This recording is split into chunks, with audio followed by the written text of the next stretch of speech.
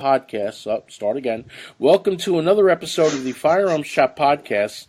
This one for November 7th, the plus 2 days after the horrible turn of events in Virginia and Kentucky. But we'll get to that later on. We have a great guest tonight, doing a lot of guest stuff this week. We had Charlie Cook last night for a redo, and Greg, you'll be happy to know that came out great. My partner, Greg Hutton, is with us. Greg, what's up? I'm glad we don't have to call Charlie and tell him he has to do it a third time. Yeah, he said he could manage it one more time, but he'd have to wait a while. Yeah, because this is the holiday season. You know, he's a band teacher, and things get busy at his school. Let me do our reads real quick. We're the Firearms Chat Podcast. You can find us at firearmschat.com, firearmschatpodcast.com, new website. We're also at the Self-Defense Radio Network. That's selfdefenseradio.net. Let me give you that one more time for special effect. The Self-Defense Radio Network. It's my sportscaster voice. I went to broadcasting school to be a sports announcer a long time ago. Their other website is SDRN.smallus. Our website, I said again, firearmschatpodcast.com. My email, firearmschat@gmail.com. Greg's email, firearmschat, wait for it, the number 2 @gmail.com. And you could also reach out to us on Facebook at those locations, Self-Defense Radio Network and Firearms Chat. And now, without further ado, our guest. He's the man who trains. I'm gonna alter this. The man trains thousands of people a year to get their CCWs in the city of Detroit. He was recently featured last week on Fox News' Tucker Carlson on a 2-part series about legally armed in Detroit. And it was him, our buddy Marcus Weldon, who wrote a great book about what happened to him and him getting through dealing with the system. And last but not least, there was a young lady on there who had been a crime victim and got a permit, and makes no bones about it. Right just past the left side of her brassiere is her gun and a shoulder rig. And I think her name was Alana Goins, Rick? That is correct. And you trained her? Yes. But actually, I trained both of them. Both of them are students of mine. Excellent. Do they come back for refresher classes? You know, I've had them both come back in for renewals. Both of them shoot good enough where they can practice independently. I have an open door policy with any of my students. I always recommend that my students shoot at a bare minimum 50 rounds a month, 50 rounds at least once a month. And if many of them are honest, they don't shoot that often, but I feel that that's a bare minimum. Sometimes after taking a while off, however long that might be, they'll contact me, reach out to me, and we'll set up an appointment, and we'll have a range training lesson just to make sure that they recall how well to accurately shoot their guns. Well, first off, Rick, thanks for doing this. I know you just got off the air with Bill Frady a little while ago. Mm-hmm. Also, yeah, Bill, I do a weekly thing with Bill. I have a weekly feature on his show.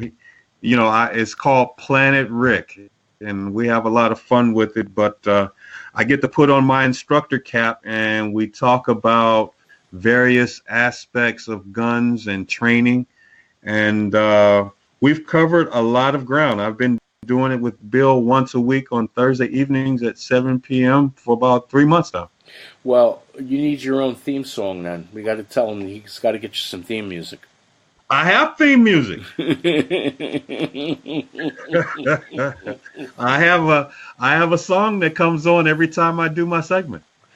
Oh, that's awesome. I'm hoping to get a new podcasting mixer. Right now I go directly into the the MacBook Pro, but I have a Zoom sitting here, which is really great for music production, but it's too advanced for podcasting. There's something I want to get that it's only 4-channel, but it has all kinds of touchpads and it's presets, and it hooks up to Skype, and it runs into your computer, and you could bring in somebody off the cell phone, and it's really very affordable. It's called the Rodecaster Pro by Rode Microphones, and Greg knows I've been saving my little pennies up for this. Well, we have to have our toys, man. Without our toys, what would keep us going? Well, I tell people 3 things: God, guns, and guitars made America great. I'll go with that. And I got all 3 of them in my life, so that's all that matters. Anyway, getting back to you, my friend. Tell us how you became an instructor and how you hung your shingle out, how you got started doing Detroit CCW. What brought this in? I wasn't brought up with guns. Been a lifelong city of Detroit resident. Did not have any exposure to them. When I became an adult, went off to college and got that first big job. I did buy a 12-gauge shotgun, and I bought the 12-gauge shotgun just because it's one of those things that guys tell guys, particularly when you talk to the older generation, if you're a homeowner, you need to have a 12-gauge shotgun just in case intruders come in. You'll have a way to defend your home. And so I hadn't really considered getting a handgun or even getting a permit to carry a handgun. I figured I was a good person and I lived in a good side of town, and I didn't cause trouble or bother anyone. So I didn't really feel that I needed one. And well, that whole mindset changed one day, on a day pretty much like today. Like today, at least here in Metro Detroit, it got dark like around 4:30, 4:45, definitely by 5 o'clock p.m. Eastern Standard Time. It's dark out. And so one day I was coming home from work, parking my car in the garage, and I was listening to a song, probably fiddling around in the car and in the garage longer than I should have. But I lived in a decent, safe, relatively safe neighborhood. And so after this song went off, I locked my car up in the garage. And as I walked out the garage, man, there were 2 guys standing there with a gun. And they proceeded to rob me at gunpoint in my backyard right outside of my garage. Well, needless to say, man, I had quite a few epiphanies that night. I gave them what, meaningless things I had of worth in my possession. I gave them my wallet with all my identification and credit cards. They got maybe $40 in cash. They got a watch. And of course, they took my cell phone. They took my cell phone, I guess, so I couldn't call the police. But, with police response times being what they were, they probably wouldn't have gotten to my location, with any quickness. But I had a change of heart. I saw the light, and I started to evolve, man, because I really had a choice. The choice I had was I could move to, I guess, some other more safe neighborhoods, or maybe in a different community, maybe even in a different city or a different county, and just run away and hope that trouble doesn't find me. Or I could choose to evolve. That is, to do my homework and to investigate personal protection, investigate this whole gun ownership thing, learn fundamental firearm safety. And man, I just started devouring everything that I could get my hands on. Rick, the thing is, that's pretty much a fantasy, or maybe I should say fallacy, that there is a safe neighborhood where you're less likely to be attacked. That's a better word. Because I thought, I thought I found a good one, man. It was a good, solid middle class neighborhood with nice homes, and people actually took pride of ownership. They upkept their property. Everyone spoke. We had a neighborhood, association, and we were very active and involved. But this idyllic existence I had planned for myself was turned upside down when I was robbed right outside my garage. And so, it's funny because the people that the town I used to live in Central California, the police put out a map that showed the high crime areas. Uh-huh. And it was a complete shock to me because I was a real estate agent at the time, and I was selling houses in what was the most upscale neighborhood in that town. Uh-huh. And these houses were not cheap. They would go anywhere from like 1.2 to 3 million Right. was the average price. Uh-huh. Come to find out, Yeah, Greg used to be rich, Rick. I won't hold that against them. but here's the funny part: the part of town where you had drug dealers on the corners and hookers walking every street was a high crime area. That's no surprise. But Okay. they had the exact same crime rate as that $3 million area. So, Wow. and that always surprised me to no end, because I had to tell people that were looking to buy in that ultra luxurious area that they were in a high crime zone.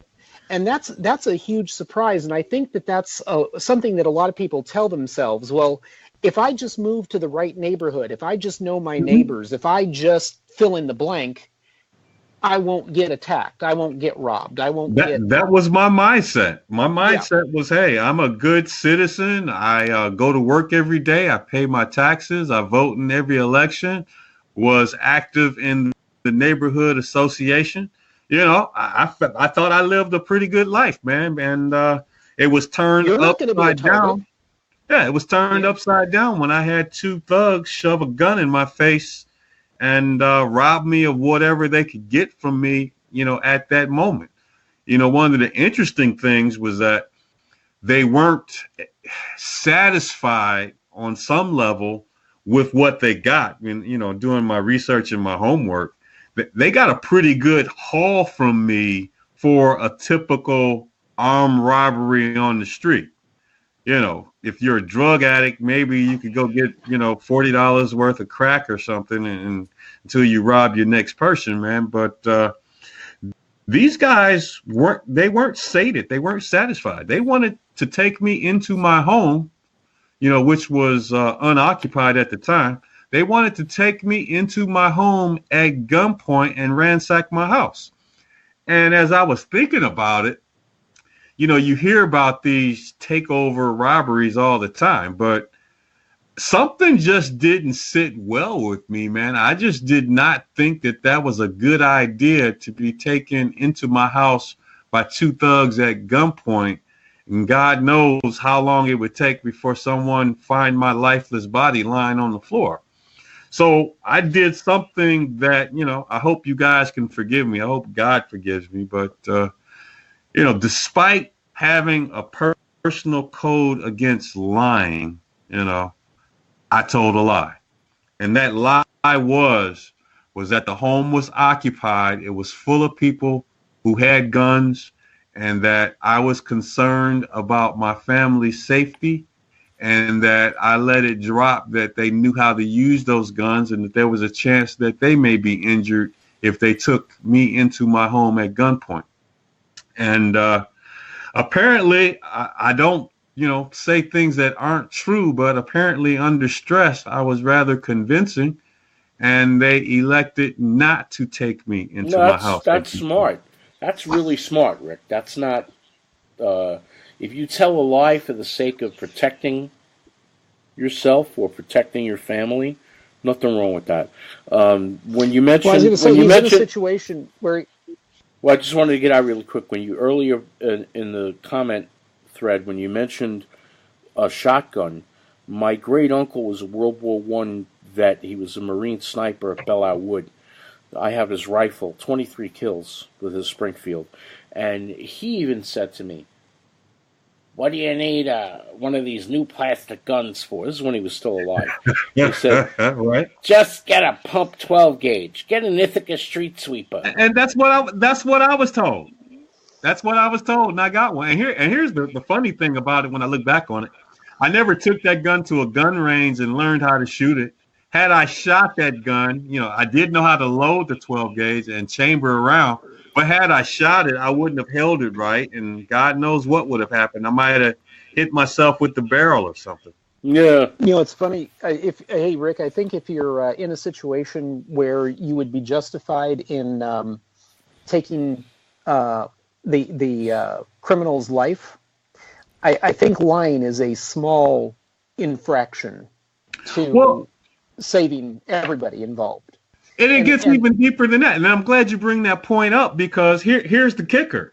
I live in an anti-gun town, right? And so the police chief is pro-gun, but other than the police chief, you got like the local prosecutor to contend with, and local city leaders, civic leaders, government officials, office holders.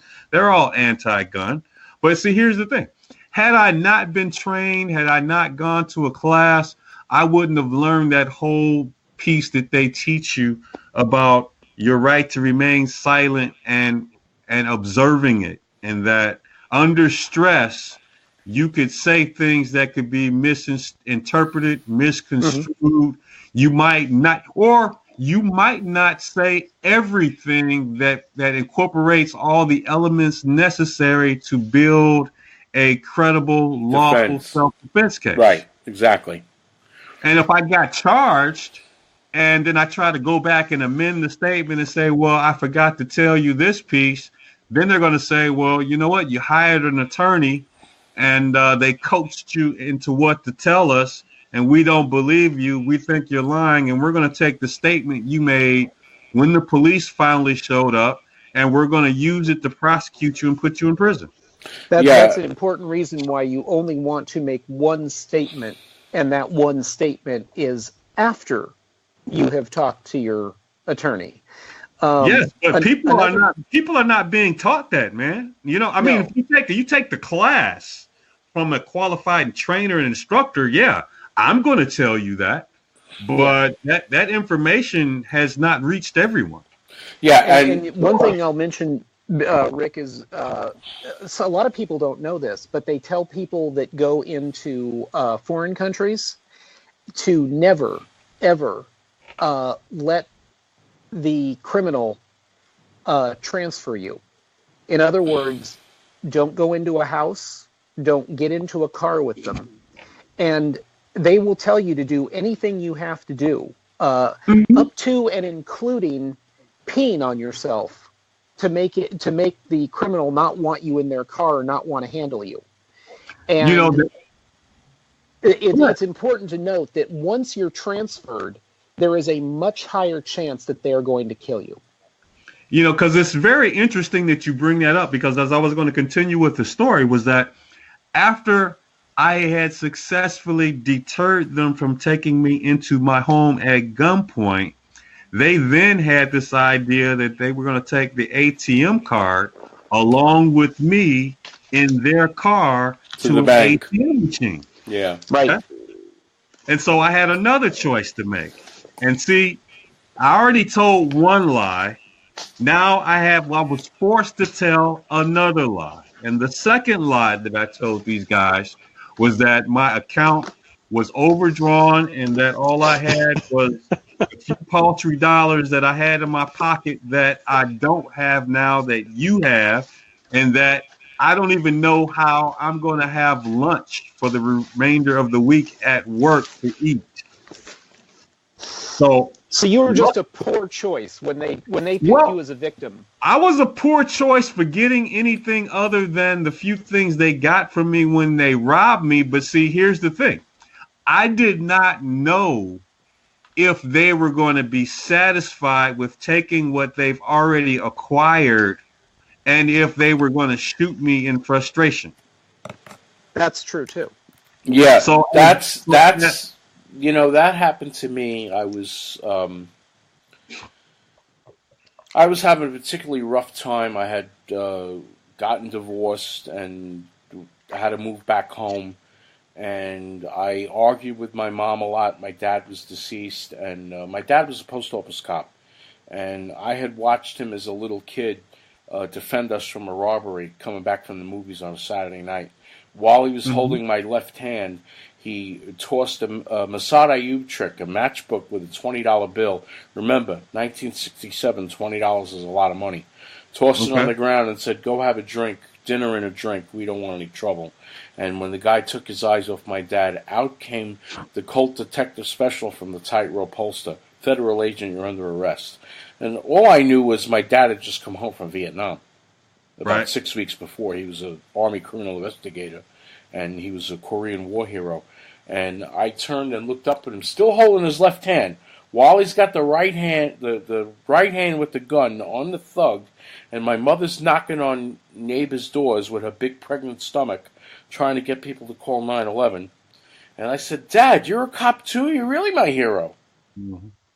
And you know, what city was this in? New York City. And see, that's one of the other parts to this piece, man, is that at the time I had gotten robbed, it was only a few years prior where we went from discretionary licensing to shall issue.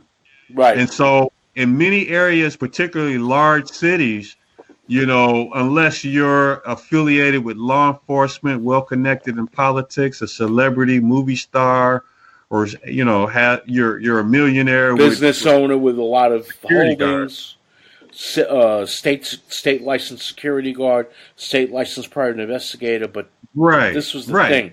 My dad was a if you weren't any of that, you couldn't get a permit to carry. And so the irony, the sad irony that I came to realize is that when we finally went to shall issue in 2001 here in Michigan, I knew about this concealed pistol license, but I dismissed it as something that wasn't a priority and something I really didn't need. And that when I got around to it, when I wasn't busy with the family or working, I would get it, you know, someday. But, you know, I had to get robbed before someday actually materialized. Yeah. But now in Detroit, it was either the mayor or the police chief that came out and made a public statement that said, "This chief, you should get a gun to protect yourself because we can't do it anymore." I started going to the correct. That's the police chief we have now. I'm talking about the police chiefs we had back in 2001 and the local laws and the state laws prior to 2001. We were discretionary licensing in the entire state of Michigan. Well, and one of the really interesting things about that whole discretionary licensing, and we can get into the history of it if you want, but as it existed prior to shall issue, man, it was like pretty much anyone in just about any other county, you know, outside of Wayne, which is where Detroit is located, they can pretty much get a concealed pistol license, you know, just by applying for it and receiving it.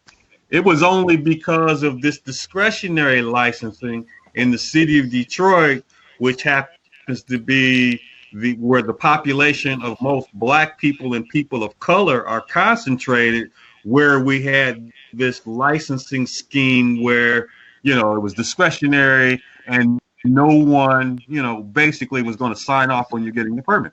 Well, that's like what Kevin Dixie likes to say about St. Louis. You know, it's all about keeping a certain group of people from being able to protect themselves. And, you know, I didn't know anything about the history of gun control and all of that stuff when I got robbed. It was only after I got robbed and I started really diving through this rabbit hole of not only acquiring new skills to defend myself, but really being sufficiently curious to learn about gun control and as it related to black people, man. It spurred so much in me that I actually started reading, man. You have to. You have to. You know, and Blanchard's Black Man with the Gun. Yeah, there's Ken's a good friend also. Negroes and the Gun. And then there's this new one from a different author called Negro and the Gun. And then, of course, I read that very famous track that still exists on the internet called "The Racist Roots of Gun Control." Yeah, and Alan Gottlieb from SAF has a great book on that he did with the folks from with Aaron Zellman from JPFO.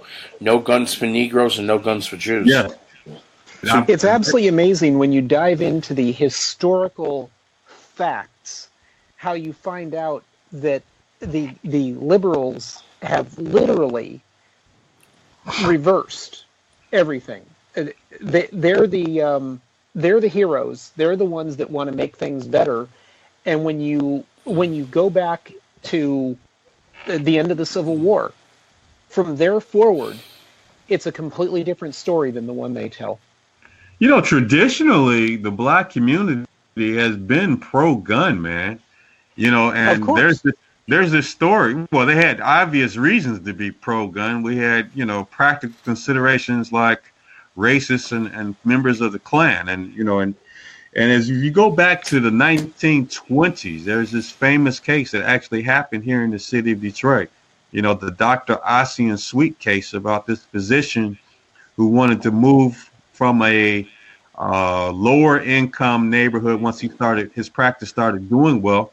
He wanted to move to a well-to-do community in Detroit, which was all white. Well, he moved to this community, but he wisely brought family members and lots of guns with him. And if you ever read his story, man, they said it was a documented 500 people outside of his property, protesting and trying to drive him out of his home. And it wasn't until they started shooting into his house that he returned fire, and 2 people in the mob were killed, and that he was put on trial in 1925. And it was a very important case. Dr. Clarence Darrow was his defense attorney, and it was paid for, get this, by the NAACP. Awesome. Look at the NAACP now versus the NAACP then. There appears to be quite a shift on guns and gun ownership. Well, you've got there are a bunch of people in the black community who are positive firearms influencers. We had people during the march for rights in the 60s, and more recently we've got folks like Hank Strange, Coleon Noir. I would venture to put yourself in that category for everything you're doing. Kevin Dixie, another good friend of ours, trying to get him to get his schedule worked out to get him on.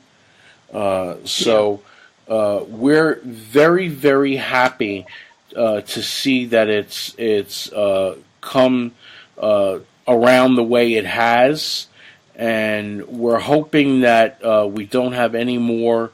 I like to call it stupidity and ridiculousness. See, Rick, I'm also member of a persecuted class. I'm a Jew. Okay. And I spent my entire youth getting picked on and beat up until I learned to fight back. And at 11, it was judo and jiu-jitsu. And at 13, it was competition shooting. And by 18, I had a variance for a New York City permit and an armored guards job. And at 19, I was a warrant officer in the U.S. Army. So it came around for me. I've been a reserve police officer, 2 jurisdictions in New York, 1 here in Arizona for a couple of years until I got sick. Greg's been a reserve police officer in California. So for us, we understand. Got it. And we relate. We talked about Alana Goins. Is there any other of the hundreds of women, thousands of women that you trained who have been victims of some sort that have an interesting story for you that affirms what you're doing? Man, there are some really horror stories that are out there. As a firearms trainer, I meet people from, a variety of walks of life, from a variety of circumstances. Some people are just realists, and they just know that, okay, well, the police endeavor to get there when they're summoned, but they can't get there fast enough, and they're proactive, and they go get a carry license and they carry a gun. Other people, man, they fall into the class I fell into. They'll get around to it, whenever they get around to it. And then you got people who are just anti-gun and don't want to have anything to do with guns. And anyone that has a gun is by default a bad person. Right. Sometimes, man, it takes, and I hate to say it, man, but sometimes for some people, it takes something bad to them to motivate them and to really drive home the fact that there are some really bad, evil people in this world who will not hesitate to hurt you, harm you, kill you, rob you, rape you, if they think that they can acquire something from you. And I've seen women from all walks of life, from all three of those categories I just named out, man. And some of the stories that I've heard from some of these women who've been victimized is just heart-wrenching, man. And I remember talking to this one lady, man. She almost brought me to on the verge of tears, man. And I applaud those who've been victimized and who survive some way or another, who choose to fight and to empower themselves and to get a gun. And then some people who are anti-gun, they get victimized and they just retreat further into their shell and just try to run away and go somewhere else to some other community and hope nothing bad happens. But I tell you, as part of being a crime victim, man, there's a part of you that gets diminished unless you take your power back. Right. Figure out what you need to do to survive in this world and to exist when you know that evil can come knocking at any time, at any place. Yeah, I always considered I always considered that. I mean, like Bill is part of a religious persecuted group, and a lot of when you're poor, you usually live in neighborhoods where there's a lot of crime, but I don't think that a gun is has any greater equalizer effect than with women. I've trained women before that have been under 5 feet tall and were lucky if they could push 100 pounds. Right. And when you're up against somebody that's as big as me, 6'4", 225, women cannot simply run away or scratch or bite or hit enough to get me off of them. Right. There is nothing that will equalize their disadvantages like a gun will. And I think that's why I'll tell you, in a city here like Detroit, man, we have 500, 600, anywhere from 500 to 600 rapes a year. And these are just the rapes that are reported. Right. And even though we throw, whatever manpower or strategies that we have to try to reduce, what we think will impact murders and robberies, rape is a stat that does not move, man. It's a static number year after year after year after year, and no one talks about it. Women are being brutalized and are being raped, not only in Detroit, but all over this country. And if you live in a town in which you can't get access to a firearm, it's like, man, how in the world can you protect yourself? Well, here in Arizona, thank God, it's shall issue. So the preparedness group that I run, which is affiliated with Oath Keepers, but we also have a corporate structure so we can get grants.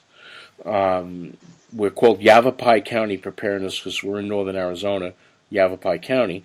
And we had a couple come in about 6 months ago, and they are now making every meeting religiously. Ronnie and Sarah, and I'm just using their first names. They own a corn farm. I live in a town called Cornville. We have ranches and corn farms all over here. Sweet corn. A gang who were obviously immigrants that got over the border did a home invasion. 6 people. They raped this poor couple's 2 daughters. They hung the son. Wow. And took Dad's shotgun and tortured him with the shotgun until he died. And they took everything they wanted, destroyed the farm equipment, took a truckload of corn, and burnt down the house and drove away. And that is the personification of evil. Absolutely. So the finishing of the story is they had only had long guns, no handguns, nothing secreted away somewhere where you can get to it in an emergency. So they walked into our meeting. They began coming to our meetings in March.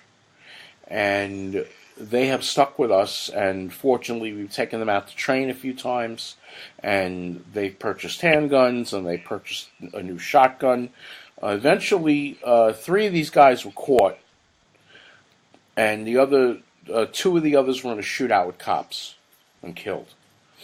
But, and of course, Sarah identified who they were. So yes, not totally happy, but at least bittersweet. And they now practice religiously. They come to every one of our meetings. I counsel them. I've done personal training with them. As odd as that seems, Rick, I'm in a wheelchair. People tend to listen to me now even more than when I stood up on 2 feet. Right. So, what are some of the firearms that, popular firearms that women are choosing these days to carry? For example, my wife switches off between a Ruger wheel gun, a CZ 9mm copy, and she also has a Colt Cobra, a Kimber K6S, and Charter Arms undercover 38 stainless. She's a wheel gun gal. She does like 22s for target shooting, semi-auto, but she only has 1 9mm, and that's her choice. She has a little carpal tunnel and a little arthritis. This particular CZ copy has a spring that, the slide spring, you could move with 1 finger, back and forth. Well, as a trainer, I'm partial to no particular brand. I more or less take the viewpoint that buying a handgun is a personal choice decision that is going to be molded to you as an individual, regardless of gender. The perfect handgun to me is a gun that is at least 9mm or bigger in caliber, that fits your hand comfortably and like a glove, and that you can shoot well. But are you seeing any trends like it? Right, that's what I meant. Are you seeing more anything of in one particular than the other? Anything in particular? Yeah. I see a lot of people, that I come into contact with. I mean, Glocks are usually very popular, Smith & Wessons, both, obviously semi-autos.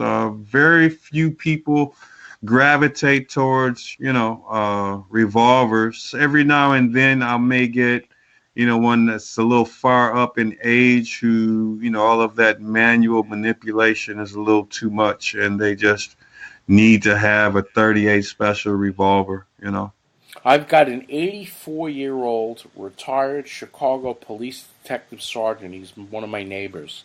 And about 2 years ago, we had a rash of robberies in my HOA development. And this guy lives at the back. He's also an award-winning author, best-selling author. And they knocked down his rear glass door to his patio, and he keeps the 38 on the nightstand, and he just sat up in bed, and when they came into the bedroom, he shot the guy in the hip.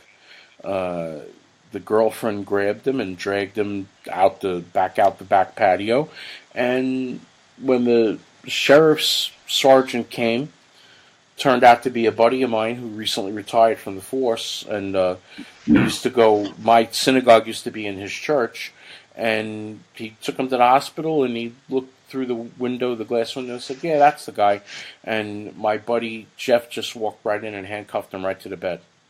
which you can still get away with here in Arizona. I don't know about anywhere else. Well, I'll just say this for people who live in, areas like Detroit, even where you can legally, own, possess, and carry a gun, even outside of your home.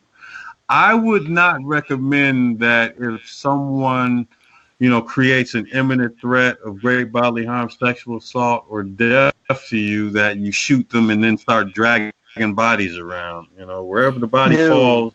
No. That was the guy's girlfriend who got shot, who was trying to escape. Oh, okay. Not the homeowner. But, at the beginning of this, we were talking about what happened with me when I was a kid.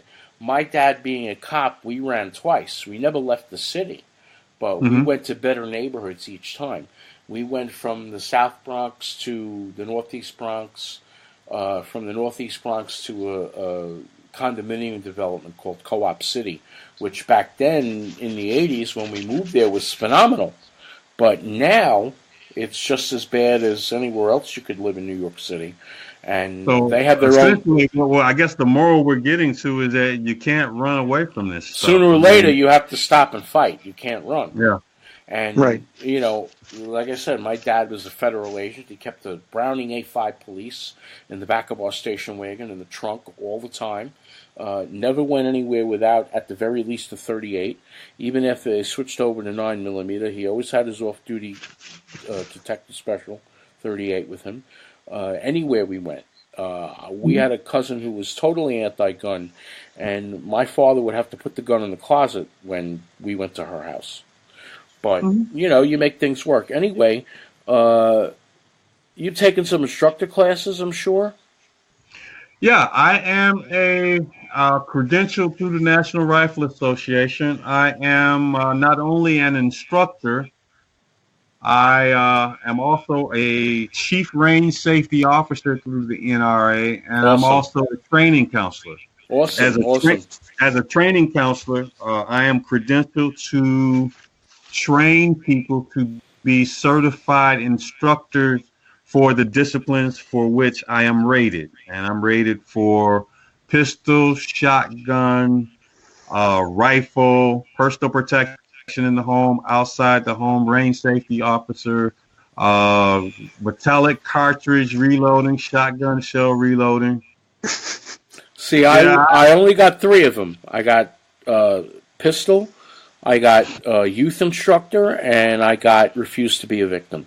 Because I thought those are the ones that were going to be most effective for me in New York City at the time. But right. I more recently, I did the Gabe Suarez class. I did Gun Sight in the 80s, and I went back there. I always go back there once in a while for an alumni shoot. And I did Masad Ayub. I did the Mac 40. Okay, awesome. Which I actually did pretty decent on. And I wasn't doing it to be an instructor. I was just doing it for myself. That's how I started out. I had no dream after I was robbed in my driveway that I was going to be a NRA appointed training counselor, man.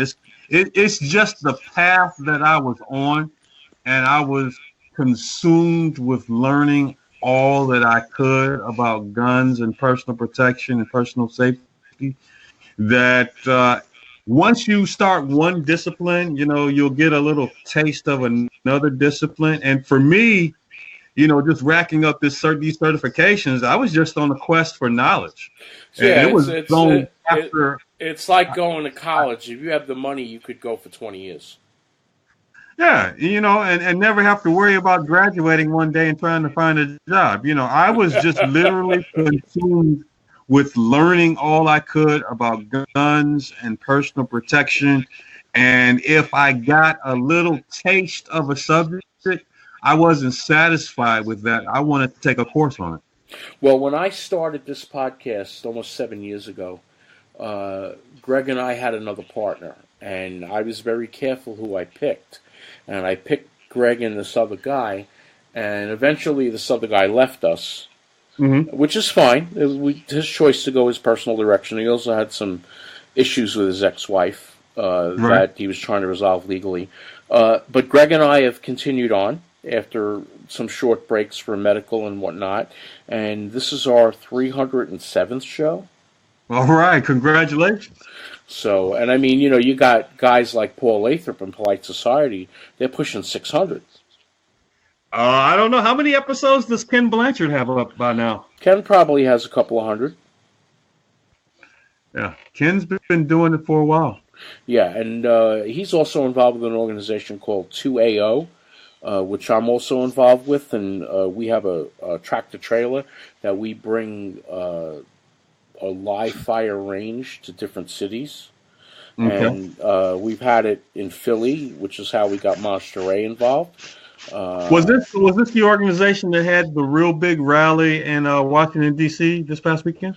That's something else, but very closely related. Rob Pincus organized that with a few people from the NRA board and some people who are running for the NRA board. Willis Lee was one of them. I don't know if you know Willis, but he's also on the... Yeah, I know Willis very good. Yeah, he's a good friend of ours as well, and he's been on this show. And we share something. We're both former Army officers, except, see, he was a tanker. I was a chopper pilot. We blow up tanks. And you made sure you needled him every time you saw him, huh? Saw him, talked to him. I said, you go like 35 miles an hour. I go 200. Right. I could knock you out at 5 miles away with a Hellfire. It's so nice they're not competitive. Yeah, well, right. But see, he outranks me. I'm sensing some competitiveness there. He outranks me. He's a retired lieutenant colonel, so he outranks me by a couple of steps. I was a warrant officer, equivalent to a captain for about 8 years, and then very briefly, my last few months in, I was a master chief warrant officer, equivalent to a major. But that was only because I did something incredibly brave and stupidly foolish, Rick. We had a downed Air Force pilot, and between me and him was a sandstorm and the border between Saudi Arabia and Iraq. And I took a Kiowa Warrior helicopter, which is basically a militarized Bell Jet Ranger, at about 4 o'clock in the morning without permission. Greg's laughing because he knows the story. Was going to get court-martialed, but brought the guy back. Never got the bottle of scotch he promised me for getting him out of that hole and keeping him from getting kidnapped by the Republican guards. And the deputy commander of the theater in charge of Air Force personnel, General Chuck Horner, he convinced Schwarzkopf not to court-martial me. And I'm going to tell you, even though this is supposed to be a PG-rated show, when I got my medals in late 91 on the East Lawn of the White House, right after President Bush did the review and pinned the medals on us, Schwarzkopf leaned into me, and I'm the only one who heard him, and he said, you're a dumb fuck hero. And he said, but this country loves dumb fuck heroes. Congratulations, son. Awesome story. I was going to say, well, it wasn't like he was wrong. It was just the way I did it to get about it. But anyway, going through all this, and I apologize for keeping you over a little bit, Rick, but we're having a good time. No, I mean, I enjoy talking and sharing, man. So, I'm a true trainer. That's great. Has Chief James Craig, who we mentioned earlier, has he interacted with you at all, or have you spoken to him? Have you come down and teach class? I had one meeting with the chief, and this was it's been a few years now, but I had been hearing all of the grief that he was taking from a lot of people and some elected officials in the city, and I just decided that one day I was just going to go on the Facebook and organize a tribute to Chief Craig. And so what I did was I organized about, I don't know, maybe 8 to 10 people, and we met downtown, and we went to the city council meeting where the chief was speaking. And, usually after they handle, official business, they allow open mic. And one by one, we all went up to the mic where we had our designated 2 or 3 minutes or however long they gave us. And we just gave personal tributes and thanks to the police chief for his positions and for his support of us, law-abiding citizens in Detroit, who are taking on a more active role in their personal protection. Yeah, and it's really, it's come to the point where people who don't step up and protect themselves and what's important to them don't. They get left behind sooner or later. I had another question here. Any of your former students or any people you know made the mistake of crossing into Canada over the bridge with a loaded firearm? No, haven't. And that's something that I personally make sure that they're well versed on. Canada, man, it's like just across a bridge. If you go downtown and cross a bridge and go through the tunnel underwater, you'll be in Canada, man. And there are a number of people who get caught up with guns crossing the border. So. Marijuana, or crack cocaine, or pills. Yeah, but and I've always made it a point to make sure that my students know. And sometimes it's the other things that might get you tripped up. Like if you're really a gun person and you go to the gun range a lot, occasionally you'll hear the story of someone who, after they were selected for search, they either had a spent shell casing in a bag or a spent shell casing in a pocket or something, or in their car when crossing the tunnel. And all the type of grief that they'll run you through for spent shell casing, Yeah. Spent casing can get you in trouble? I could tell you for a fact, because you're talking to the person who it happened to. I was going to a hunting Oh, really? I was going to a hunting trip in Canada. Got out of the car, crossing the border in New York State, at the very end of I-87, which up there is called the Northway, but down here it's the New York State Thruway. Anyway, down where I was living in New York at the time. And I declared my hunting rifle, declared my .22 target rifle, showed them the ammo. They said, well, we just want to take a look in your vehicle. Okay. So I said, no problem. I sat there in the waiting room, and they came back with three 357 shell casings from the inside of my trunk. And the guy said, I bet they gave you a lot of grief over 3 spent shell casings. The guy said to me, where's the gun for this? And I said, it's in my home in New York City. Right. And I said, do you want to tear my car apart? You're going to have to put it back together when you're done. Right. And I was already, I was in the reserves. I was off active duty, but still in the active reserves. Showed them my military ID.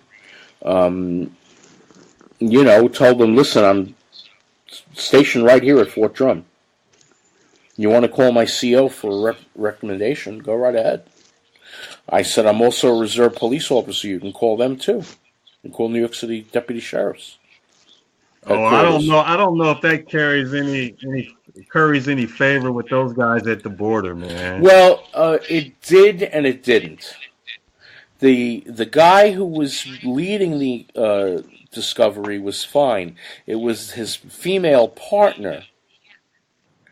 And she was like one of those. When I did survival school in the Army, we had a female captain, redheaded captain, who was the biggest abuser of the students. Okay. And I guess the funniest thing that happened with me and her was I was strapped to a chair with just my shorts on, and she comes in with running shorts and a halter top, and she's abusing me, and I was thinking of something else, so, something just sprung up. And she said, what do you expect to do with that? And I said, uncuff me, sweetheart, and I'll show you. Which got me a few more beatings. But when it was over, when I graduated, she apologized to me. And I said, I'm really not into the domination thing, but if you wanted to let me take you to dinner, she says, nope, I never date students.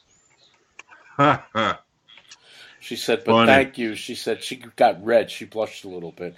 I said, oh, look at that. Your face is the same color as your hair.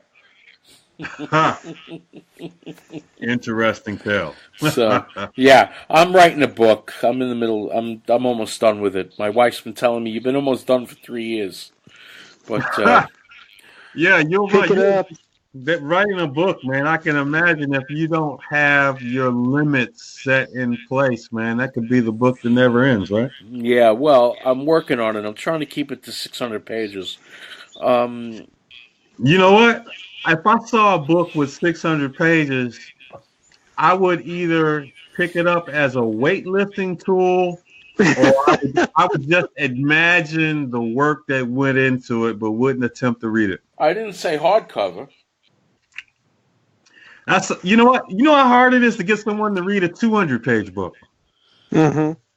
Oh, tell me about it. When I was a college instructor, I had trouble assigning 350-page books to students, and these were top-of-the-class ROTC students. You know, my friend who's been on this show, Marcus Weldon, you know, the Santa Shoot. Love Marcus. You know, he mentioned me in his book in a few places, and he comped me a copy of his book. And I would always start it. I would read maybe 30 pages here, you know, and then forget what I read, and then, you know, read 50 pages the next time. It wasn't until I made it a point, I'm going to die or die trying. I am going to read this book. And I set aside a couple of days, and by sheer force of will, I finished it. I enjoyed it. And the next time I actually saw Marcus, we had a conversation about it. And I had like maybe about 10 good questions to ask him, well, for more detail about what happened and some of his experiences in the aftermath. And I could tell he was really impressed that someone read the entire book and presented him with some really good questions. You did some research. You know, I got mine. I don't mind saying I paid for mine, but he sent me an autographed copy, and I read it before we had him on the show. And, you know, he emailed me afterwards and said, yo, man, there's only one other person that ever asked me such deep questions. And he said, do you know Rick Ector? And I said, as it turns out, Are you serious? You know, I said, we actually are friends on Facebook, but we've never met. Right. And that was the funny thing. That was the deja vu thing. But Marcus is a great guy. And, you know, if you haven't already haven't done it, you should probably have him come down and speak to one of your classes before you guys get started. He came out to our women's event, not last year, but the year before it came out. And I welcome him to, you know, speak and make appearances and talk to people, you know, because he has an incredible story. But yeah, man, by sheer force of will, I marshaled my way through his entire book, thoroughly enjoyed it, and I had a lot of good questions for him, and we talked about it for a good while. And I could tell he was impressed that someone actually read all of it. A lot of times when you pick up a book at a bookstore, you read the cover, you know, you kind of admire how it's going to look on the shelf, but I actually read it all. You know, I think it's funny, Bill, when we had Massad Ayoob on, and I have always been a big Massad Ayoob fan. I've read almost every word that he's ever written. I own all his books, and I've read many magazine articles that he did. And when he was on, I pulled a question out of one of his books, and I asked him, and there was this pause, and usually Moss is right on every question. And he said to you, you read the book. It was funny because he said, if I could take back one thing that I have ever written, it would be that sentence. And I thought it was hilarious because I had caught him on the one thing. And he said, you know, the book was written in the 70s. And so that was something that was true for the time period. Okay. But he said he had taken so much flack on that question on that statement that he wished that he had never made it. The thing is also, it's fun having that kind of relationship, you know? The thing is with him, he was not an early adapter to the semi-auto. He was, No. being a reserve police officer in New Hampshire, he was a revolver guy until probably 35 years ago. He didn't start carrying a semi-auto until the 80s. Have a lot of experience with revolvers. That is it's a tough habit to give up, man. Oh, yeah, Greg Ellifritz, Claude Werner, all these guys are all old revolver guys. Jerry Michalik was a revolver guy before he ever picked up Smith & Wesson 9mm, so, you know, when we did it... I started out with a semi-auto, and the only time I shoot a revolver now is if, you know, a student brings it in as their gun, and that's going to be their gun, and they want to learn how to shoot it better. And I can shoot a revolver, you know, decently, you know, pretty good. But I just don't know how you guys do it, man. A semi-auto is the way to go. Oh, I know. No, I agree. But at 18 years old as an armored guard, I had a Colt Diamondback 4-inch 38 on my hip. And, you know, the first gun I learned to shoot was my dad's Detective Special when I was 7 years old. Right. Hand over hand. So I'm versed in both disciplines as we speak right now on my right hip. On my girth, the right side of my girth is my Charter Arms Pitbull 9mm. Now, see, in that respect, you and I are just alike. In the sense that I always have my gun with me, either on me or within 6 inches away from me the entire time I'm awake.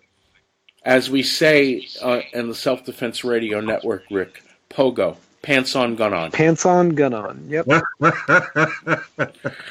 So, do husbands and boyfriends accompany their ladies to your class, and then you have to like kick them out and make them wait in the waiting room so they don't interfere? No, I don't kick them out and make them wait in the waiting room. What I find though, I even have friends who are firearms instructors who, based on the interaction they have with the woman in their life, they will just hand her over to me and just step aside and just watch and observe, you know, no input and no feedback. Because one of the things about, in many cases with men and women, you know, boyfriends, girlfriends, husbands, wives, you know, the husband in some cases is not going to be taken as the authority on anything. Even if yes.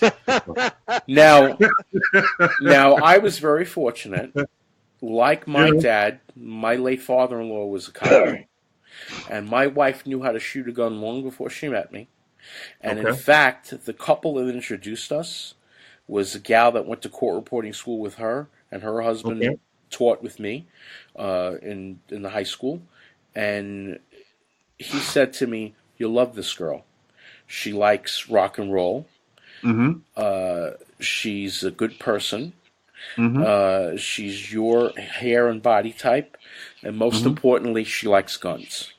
There you go. I told her you were a reserve cop and a former soldier, and she said her only question was, "Are my teeth straight?"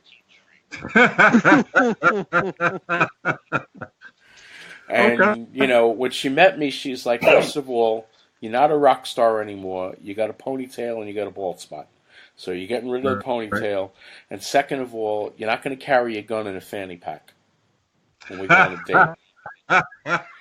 So I said, okay. Right. And then the only other major life change was when we first really got serious a few months after 9/11. She said, "See, this is why I want to leave New York. And when my parents are both gone, we're moving as close as possible to Sedona, Arizona. You're either with me or you're not." And I said, "Okay, we're moving to Arizona." Okay. I find it interesting because I've had so many conversations with husbands / boyfriends that, you know, have come into the shop and said, you know, "I want to get a gun for my wife, girlfriend, whatever." And I said, "Well, what does she normally fire?" "Well, she's never fired a gun before." Okay, first off, you're doing this backwards. First, you need lessons. And I said she's got to have some experience before she can choose a gun. And I said, second, she needs to be here because she needs to be the one that chooses what she's going to carry, what she's going to fire, because you're just wasting money by buying her something. And by the same token, don't let her buy something because she thinks it's cool. Because that even happened with us once. My wife wanted a 9mm Smith & Wesson in the worst way. And even after we put in new springs and an Apex trigger, she couldn't rack the slide. So guess who has that gun now? Me. I still say that was I'm planned. like you. I believe that you have to actually shoot a gun first, and I believe that you should try a lot of guns. But I have my it's not patented, but I have a process I run people through. You know, I'll bring out various assorted guns and by process elimination. Perfect. 9mm. Okay, does it fit your hand like a glove? Exactly. Right? Which 9mm? Maybe 9mm is not your speed. Maybe you want to try 45 ACP. Maybe you even want to go for 40 Smith & Wesson. It's a round robin competition until we eliminate and we get the best one for you. Maybe all of that is too much recoil. Maybe you need a 380 or 38 revolver, whatever you're comfortable with. The last story I have for you before we let you go, Rick. I had a previous girlfriend that I used to dream about. I used to dream about sitting at the kitchen table with two kids that looked like her. Okay. That were mine. Unfortunately, she didn't see it that way, and she didn't like the fact that I was in the Army Reserve. And I got called up for Panama, and she said, I never want to talk to you again. And we did eventually get back to being friends, but she said, and I had actually taken her shooting.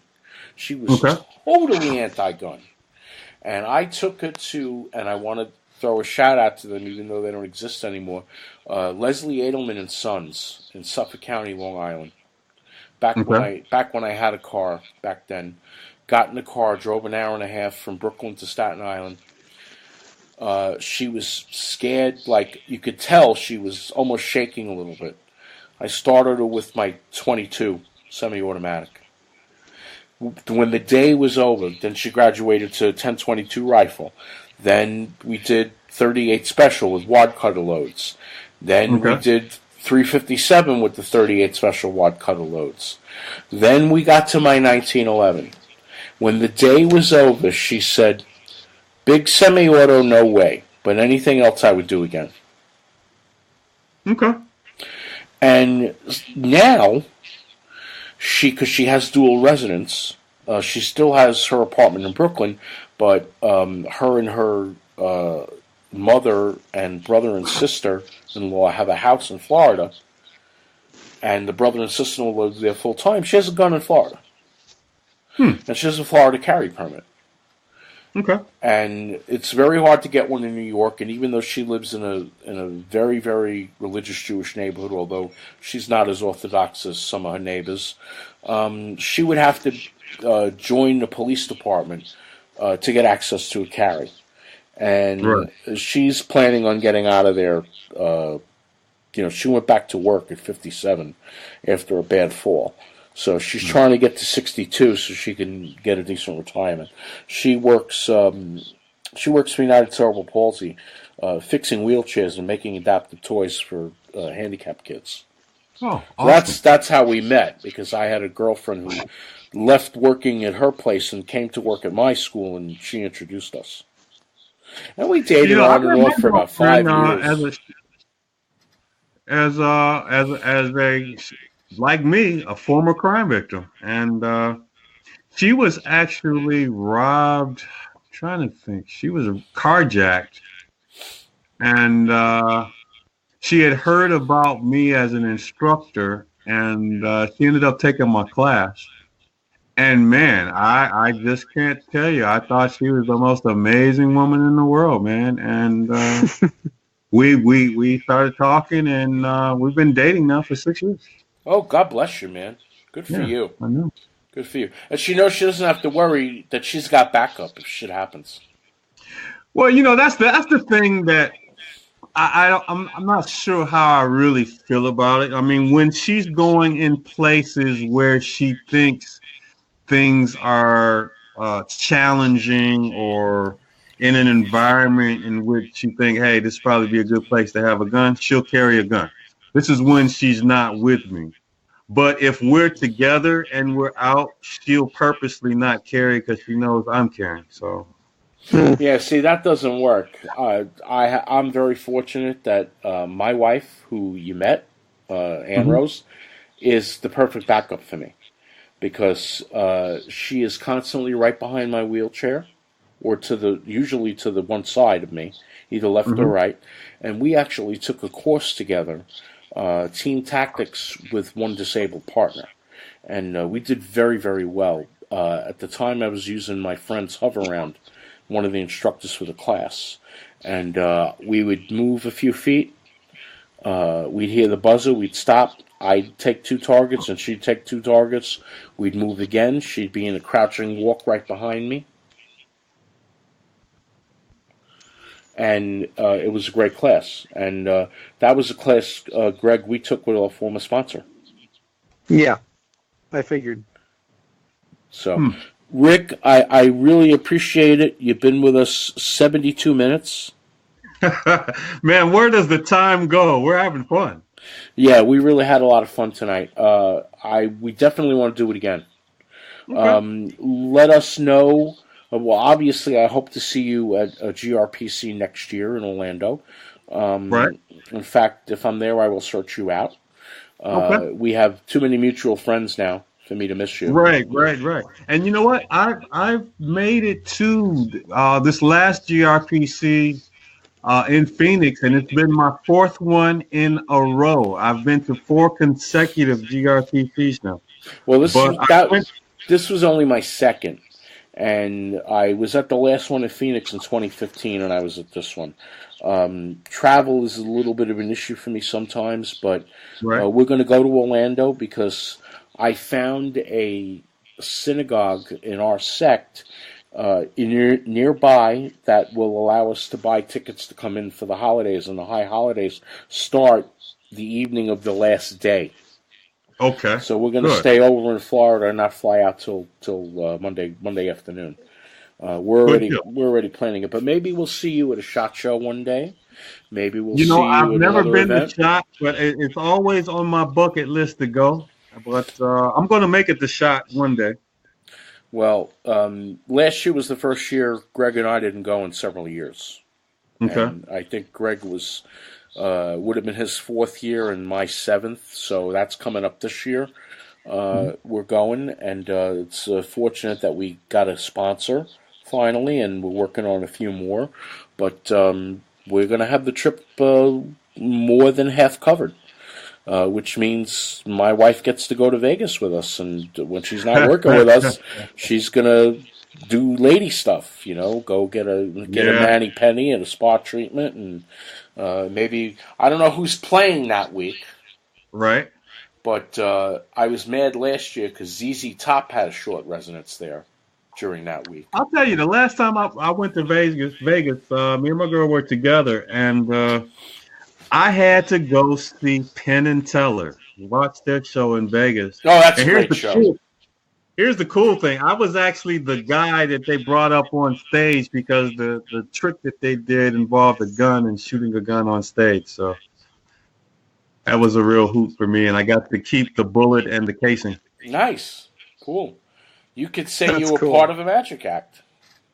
I was part of a magic act, but see, the only thing that I did not like was they would not allow my girlfriend to use her cell phone to take a picture of me on stage in the act. No cell phone, no camera, no camera pictures. But I did get pictures with both of them individually after the show. They're really cool guys. Yeah, no, they're also conservatives. Very pro-gun, those two are. Great people. Well, Rick, I want to thank you for giving us some time this evening. And I appreciate you staying over with us and sharing. And you know what they say, sharing is caring. And, sharing is caring, man. And I had a ball, and I want to thank you both for allowing me to be a guest on the show, man. I had fun.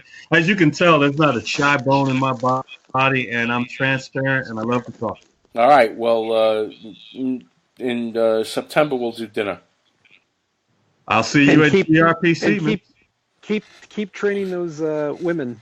Absolutely. Hey, I tell you, if you can make it down the Sunday after Mother's Day, man, I'm gonna. If Guinness would allow us to do it, to break the record and have it published in the book, I am going to train 1,000, at least 1,000, 1,001 women on how to safely operate a gun in one day. Well, if you let me do interviews with the women afterwards, and I could get a cheap flight where they won't hassle me for the wheelchair, absolutely. Man, I'll tell you, there's room for a wheelchair at the gun range. No, I know. No, I'm not worried about that. I'm talking about the airline. And I'll allow you access to the women. I mean, they come in, they have a big en masse range safety briefing, and then we run them out in single file line, and they get paired up with the instructor one-on-one. They shoot 20 times. They have their target silhouettes. They take pictures. They make new friends. They tell social media about how much fun they had, and they post their pictures online. It's just a great experience, man. And everyone that volunteers for the event feels really great for a job well done. Well, I would love to talk to them after their range time is done and get their impressions of the experience and how they felt their instructors treated them. That's the most important thing. When I do Rimfire Challenge and Rimfire Steel Challenge, I'm there as a competitor and as an interviewer at the same time. I talk to maybe 15, 20 people, and they all tell me the same thing. This is the greatest thing I've ever done. This reminds me of a story, and I got a million stories, right? Either instructor or at the ladies' event. But you should write a book. There was this one lady who was from New York City, New York, and she was visiting Metro Detroit to visit a family member, and the family member had already made plans to come to my free shooting event, and she wasn't going to let the fact that she had company from out of town keep her from going. So her friend from New York, who just happens to be vehemently anti-gun, went with her friend who was curious about guns to the event, and they both shot.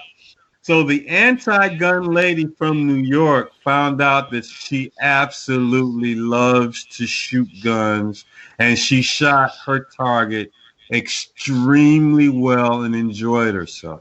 Good. And she becomes one of the memories of the thousands of memories I've had about students that I've trained and have gone through the doors to take part at our event. But I'll never forget her. Vehemently anti-gun lady from New York, came to my event, shot, and now loves to shoot and loves guns now. Well, hopefully she gets out of New York City. Hey, Rick, do you have a web page or? Yeah, promote. Yeah, we asked you to promote. Please promote. Yeah. I have a web page. It's at DetroitCCW.com. My blog is at legallyarmedindetroit.com. My handle is DetroitCCW on social media, whether it's Instagram, Facebook, Twitter, and YouTube. Rick, I also have a LinkedIn page. Rick, do you do any writing at all, or because I would love to have you write a guest article for our blog page about our blog site about training women.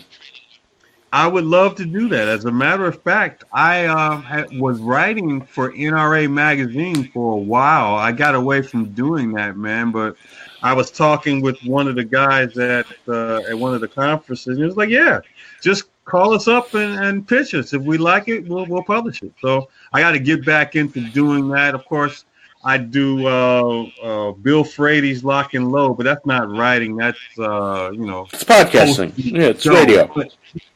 But one of the great things about hosting this show is that, in a way, it's like I'm blogging on my weekly installments on his show. And so all I really have to do, and I think it's genius, help me out if I'm mistaken, but I can take each of these episodes and it becomes the outline of a book, and I just need to just flesh it out.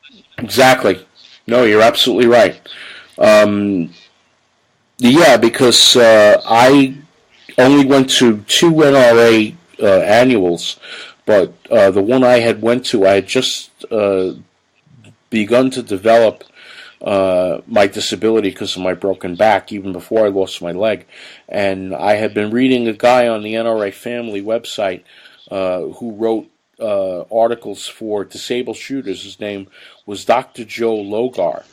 And I got to meet Dr. Joe, and I've been in touch with him since then. It's probably about 8 years now. And because of him, I learned something very important. Even if you're not carrying on body, if you're carrying off body, if you have a method of getting it employed, maybe only 1 second behind if you had it on your person, you're in the black. And I'm very fortunate that one of our hopefully other future sponsors, Elite Survival Systems, sold me a backpack, a concealment backpack. I could stick 2 guns and up to 7 magazines in there, and I don't always have it that heavily loaded down, but it goes with me every day, unless I'm going onto federal property. Perfect. Also, and I'm very serious, man. I'm going to start blogging with you guys. Shoot me an email and tell me what I need to do. I will do that. It'll either be an email or in Facebook Messenger. Let you put down some of your thoughts. Doesn't have to be 2,000 words. No. We don't want people to have trouble sticking with it. Okay. We just want people that come to the website. Greg's laughing. Comes to the website for the podcast. See an article every so often. I write something once in a while. I'm trying to get Greg to audio transcribe something for me to turn it over into text. Hey man, look, I got a perfect website for you. It's called Fiverr. They do everything for $5. Oh yeah, I know who they are. They'll transcribe it for you for $5. Yeah. I have software to do it, but yeah, if I had a big project, I'd have them do it. Absolutely. I've worked with them once before. I needed to do turn an audio recording that I did into an article, and they did it for me. So, Rick, we're going to let you boogie because we got the rest of a whole show to do, and you've been here now 82 minutes? 82 minutes, okay. Well, man, It's not the record.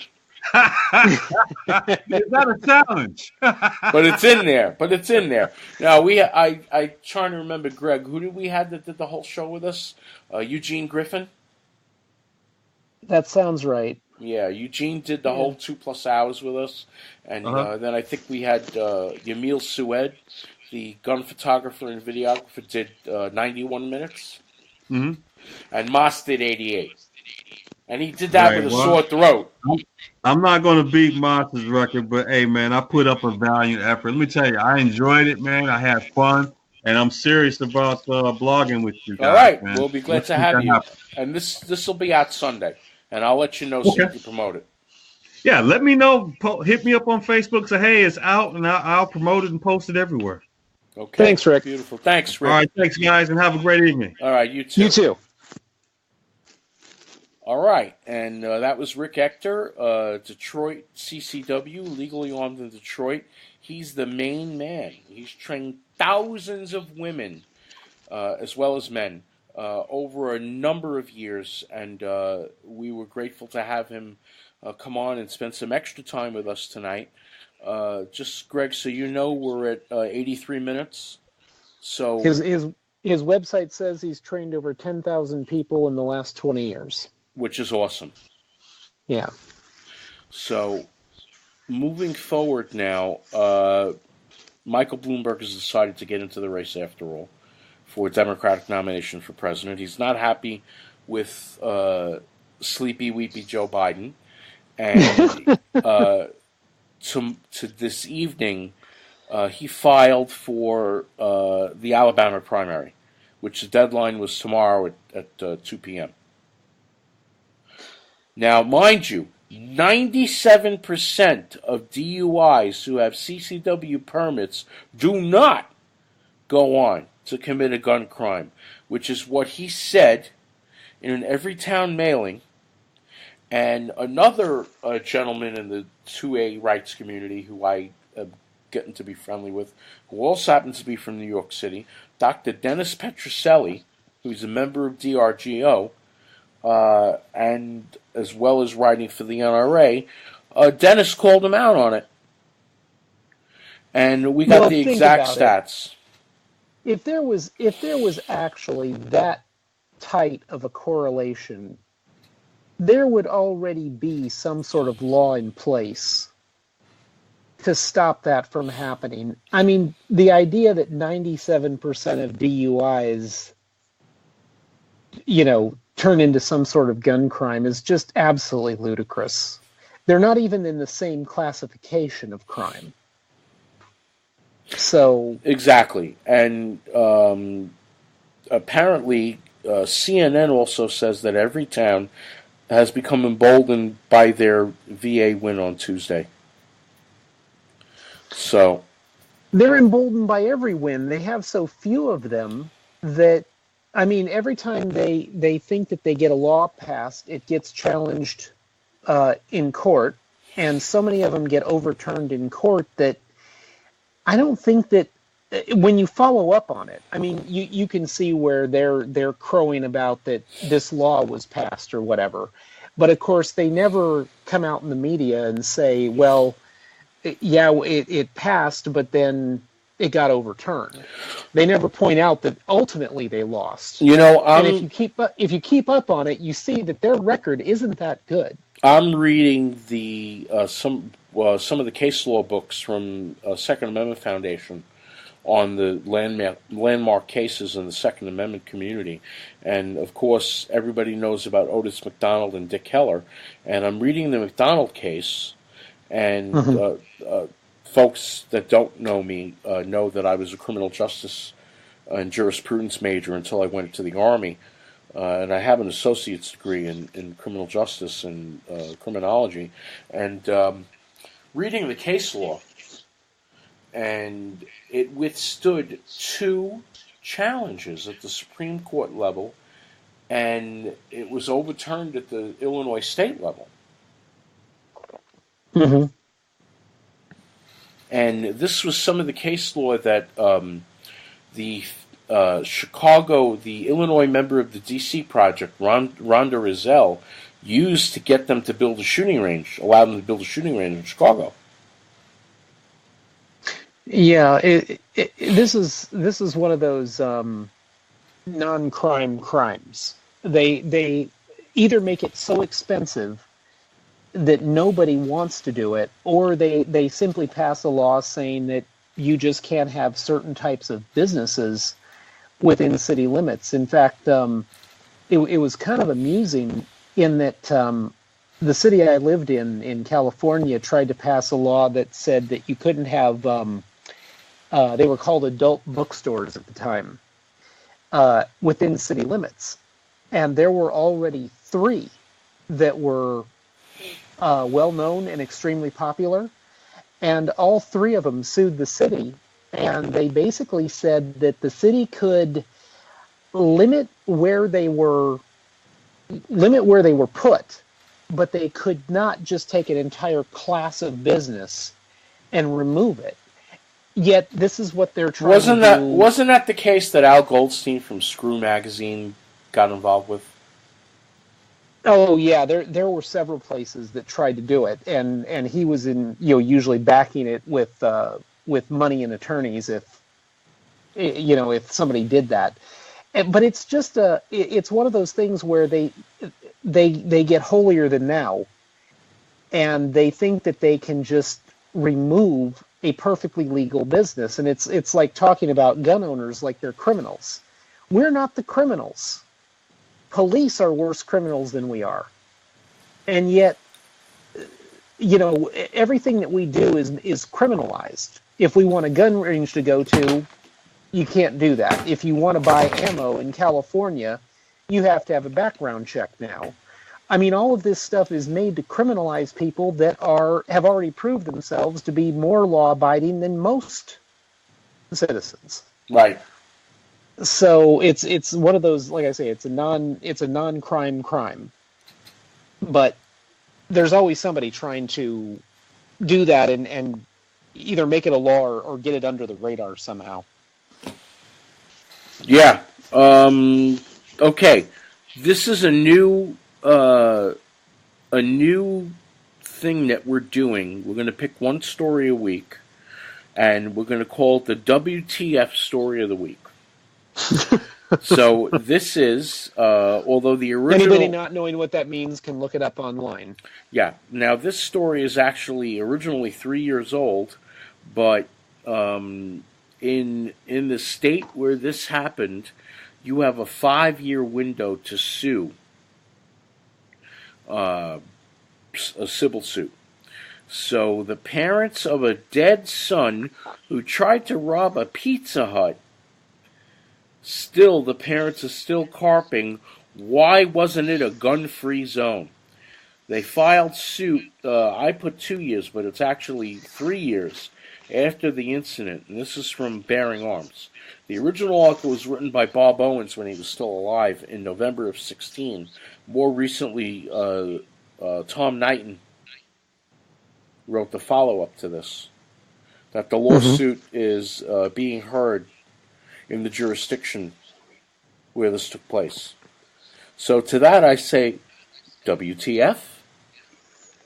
There was just recently, this year, a dollar store shooting, and it was a family of 10 children who had already lost one child by gun violence, and this is their second child that robbed the dollar store, and an employee, he robbed the dollar store with a gun, threatened employees and customers, and he also got killed by an employee. And they were saying the same thing. They actually said on the news, well, so he was robbing the store. So what? I mean, it was their take on it that this should have just been a free zone for him to take whoever and whatever he wanted. Exactly. And this is becoming more of a thing because they actually feel so entitled that their family should be able to threaten anybody's life they want to, take anything they want to, and be able to get away with it. Bob said in the article, may he rest in peace, only met him once, dear man, gave me almost 40 minutes. If he wasn't busy, we probably could have sat there for hours. He was the one that said in his article, not only was the kid wrong, but the parents are wrong for being such poor moral and parental guidance. In other words, there was none. Can you imagine being raised in a household where they say, well, just because he held them up with a gun doesn't mean that he should have been shot? I mean, if you grow up hearing that, you start believing, hey, if I get a gun and hold this place up and they say that there's no guns allowed, I should be able to get away with it. I mean, that's fair, right? What's funny, Greg, is after I got out of the service and I was reserve deputy sheriff, I had just come off Saturday night riding around on the highways of the Bronx and Upper Manhattan. And I went into my favorite little local bodega near where I lived, and I walked in on a robbery. And I was not in uniform, but the owner knew who I was and what I did. And he turned, he had a sort-off shotgun cut down to pistol length, and as he turned, I saw him, and I just stepped into him with my left shoulder, which is probably why my left shoulder's all screwed up these days. Turned into him, knocked into him with like a hockey cross-check or a football body block with my left shoulder. And when he was laying on the ground, he was trying to employ the shotgun. I just stuck my .38 under his chin and said, "Go ahead." Took the badge out from under the ball chain inside my T-shirt and said, "New York City Deputy Sheriff, you're under arrest." And he actually tried to have his lawyer say in court that because I was not a full-time police officer, I had no right to make the arrest. It's a logic problem. I was sitting at the prosecution table. I just bust out laughing, and the judge said to me, "Something bothering you, Deputy Chackles? Something funny? And I said, yeah, him. He was robbing the store. It's on videotape. You've seen the videotape. He's guilty. He's a repeat offender. If you let him go, you're an idiot too, and I'm out of here before you throw me out. And I got up and walked out. And I was still a smoker at the time. I went downstairs. I was smoking my pipe. And the associate counsel, prosecution counsel, came downstairs and said, well, the judge listened to you because he just got 12 years. Yeah. Because he's a repeat offender. Who comes up with these arguments? I mean, is this really what they're grasping for? Is an attorney to come up with, well, since you're not a full-time... Stupidity. Yeah. Listen, I know it's getting late, so we're going to try to move this along just a little bit. According to AmmoLand and our buddy Dean Weingarten, the U.S. Park Police had a helicopter that was performing aerial surveillance on the Second Amendment rally on Saturday. Of course. Shotgun mics, cameras, the whole thing. They were obviously looking for people who actually had guns in D.C. Nobody carried guns because, in fact, somebody had a sign that said, we came unarmed this time. Yeah, it's not, if things keep going the way they are, it might not always be the case. Exactly. So, I mean, I don't know what the government's thinking. Now, here's my favorite story of the week. This should have been the WTF story, but it runs a very close second. Joy Behar in The View, who I can't stand. Don't tell Americans you're going to take their guns until after you're elected. Excuse me, I'm going to be Yiddish since she's Jewish. What a schmuck! Again, another logic problem.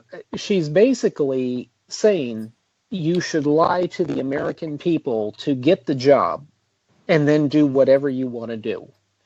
I mean, if a politician had been told that even 20, 30 years ago, they would have dismissed it out of hand. I mean, it's, you just don't do that. And the people voting for you shouldn't have to guess what your views are on issues, major issues. But this to her, this is okay because that's all the media does now is lie to you and just keep the agenda pumping. Now, this next story we're going to discuss a little bit. There's a company called Seismatic Ammo, and they have a new class of ammunition called Plus M. Plus M means increased mass, and they have a 2.5 ounce shotgun slug, 225 grain 45 ACP round, and a 185 grain 9mm round. Hey, Bill, I think that 2.5 ounce shotgun slug, we're probably looking at kind of like mortar fire. Yeah. But by the time you get it aimed in, you're firing it into the air so it drops onto your target. Well, that's if you're shooting from that far away. The obvious theory is if you're employing a shotgun, you're working it inside of 25 yards. I don't think at 25 yards I have to use my barrel like a grenade launcher or a mortar. Exactly. Even though I was a pilot in Ranger School, I had M79 training, and using that is like using a little miniature mortar. Right. But this is, 2.5 ounces, that's going to get pulled down fast coming out of that barrel. Not if you're shooting it out of a longer barrel. I would think if you're shooting it out of an AOW or one of the new shorty shotguns, or you're firing it out of an 18-inch, probably. If you're shooting it out of, like, for example, my late dad's Browning A5 24-inch police, maybe not so much. Also, that they're with the heavier round, they either have to slow the powder down or use less of it because the SAMI pressures will build up higher with the heavier round to push. No, they're using a slow burning powder. Okay. Yeah. That's in all of them, but in the shotgun round, especially using slow-burning powder. Okay, this is great news. Okay, how many people besides me have a P320 from SIG right here? CAA, we all know about their Roni carbine stocks for the Glock. Well, they now have one for the SIG P320. Now, very smart move by now, CAA. I haven't opened it yet, but it's sitting here in a box about 6 feet away from me. And I had to pay a little more because I got the Desert Tan. But right now, if you have a code for 10% off, it's $179, and it's $189. And if you use the 10% discount code, you're getting it for about $172. Now, because I got the Desert Tan one, I did get I didn't use 10%, but I got a $30 media discount. So instead of $229, I got it for $199. And of course, I got the one that's cut for the optic. If you get one that's not cut for an optic, it's $20 cheaper. And the great thing about this, as you know, Greg, because your wife has one for her Glock, is that you could keep a spare magazine in the vertical foregrip. Yeah, it makes it really convenient. Yeah, it's good, quick magazine load change, and I would use this when I break it out, and we start doing test videos. I'm gonna use 221 rounders for this, and see how fast I could do 21 plus one in the chamber, a magazine change, and another 21. How fast can I get out 43 rounds? Yeah. Next, CMC has introduced the CCT trigger. Now, there are 3 companies, 4 actually, that make great triggers. Geisley, yeah, makes great rifle triggers. CMC makes both rifle and pistol triggers. This is the CCT, the Combat Flat Trigger is what this is. Apex and Galloway. So, check out a CMC. One of my triggers on my AR9 is a CMC trigger on my Rock River. So, I mean, they're good triggers. This is a flat trigger, very similar to the SIG flat trigger on the P365, the SIG anti-snag, rented lips there, and my it's on the XL also. It's on the P365 XL. Next, Texas, Florida, and Montana. Most guns sold per household in 2018. Well, I think Texas and Florida is pretty self-explanatory. They're going more blue, if they're not blue already, and which just happened to Virginia and possibly Kentucky.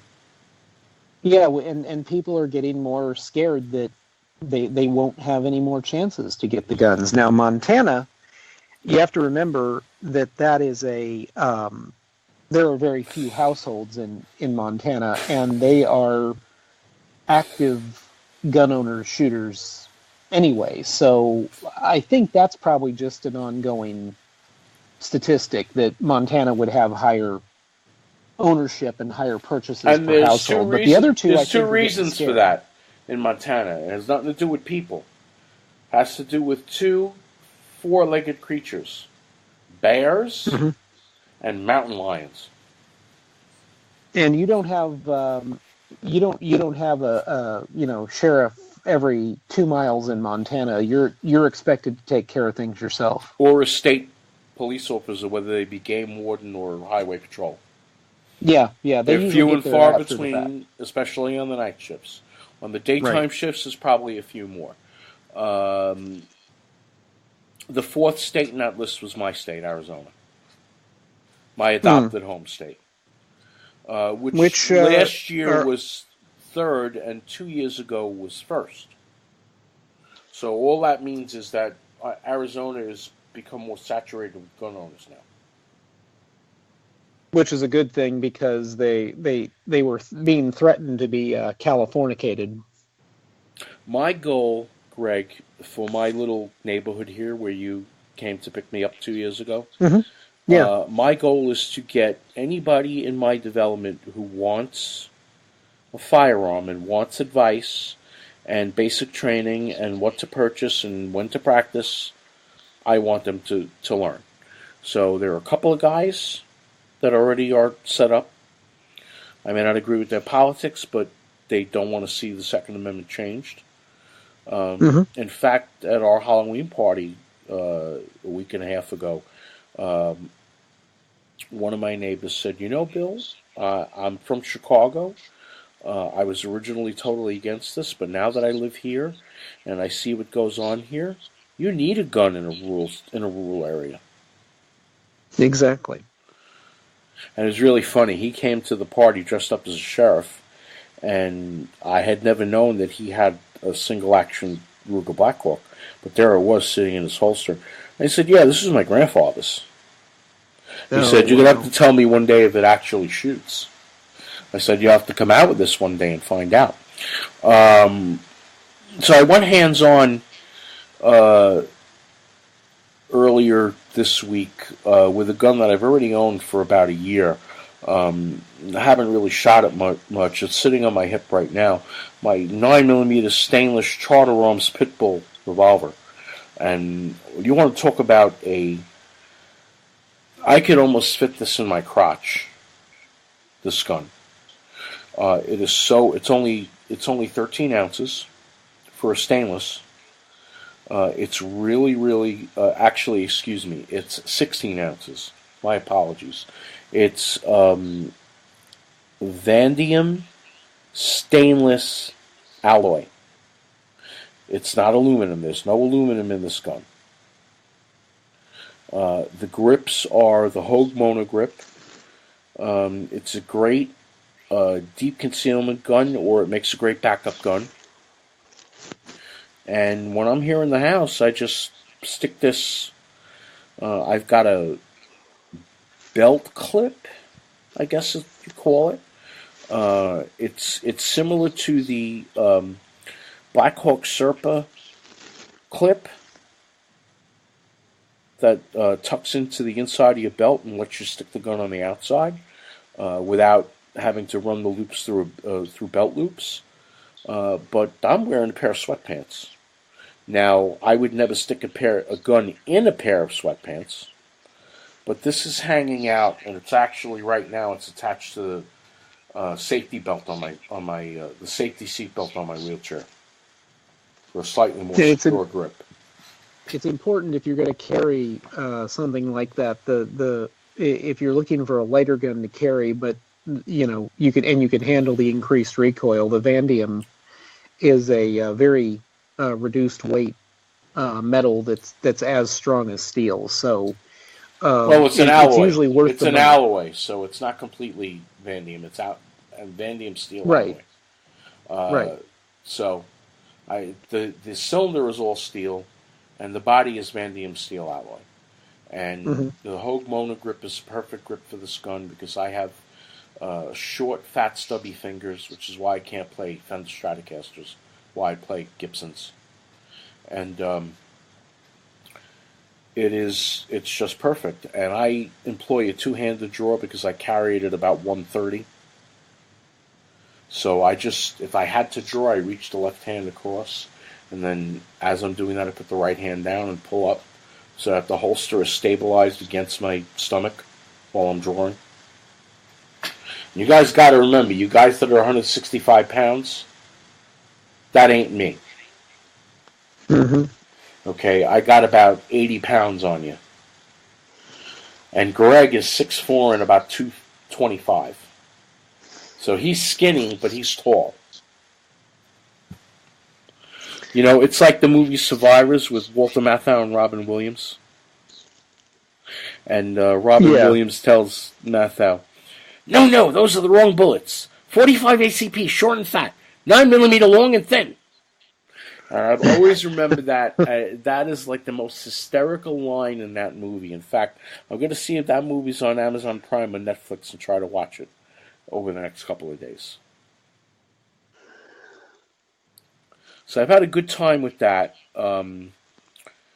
I also haven't opened it up yet, but I received from Henry. Long time ago, I had an AR-7 when it was under the Charter Arms banner. Henry bought the contract and the patents, and Henry is actually making them again for the U.S. Air Force. Mm-hmm. I got the AR-7 Survival Pack, which comes with 3 8-round magazines, 1 Brownell's 20-round magazine. I've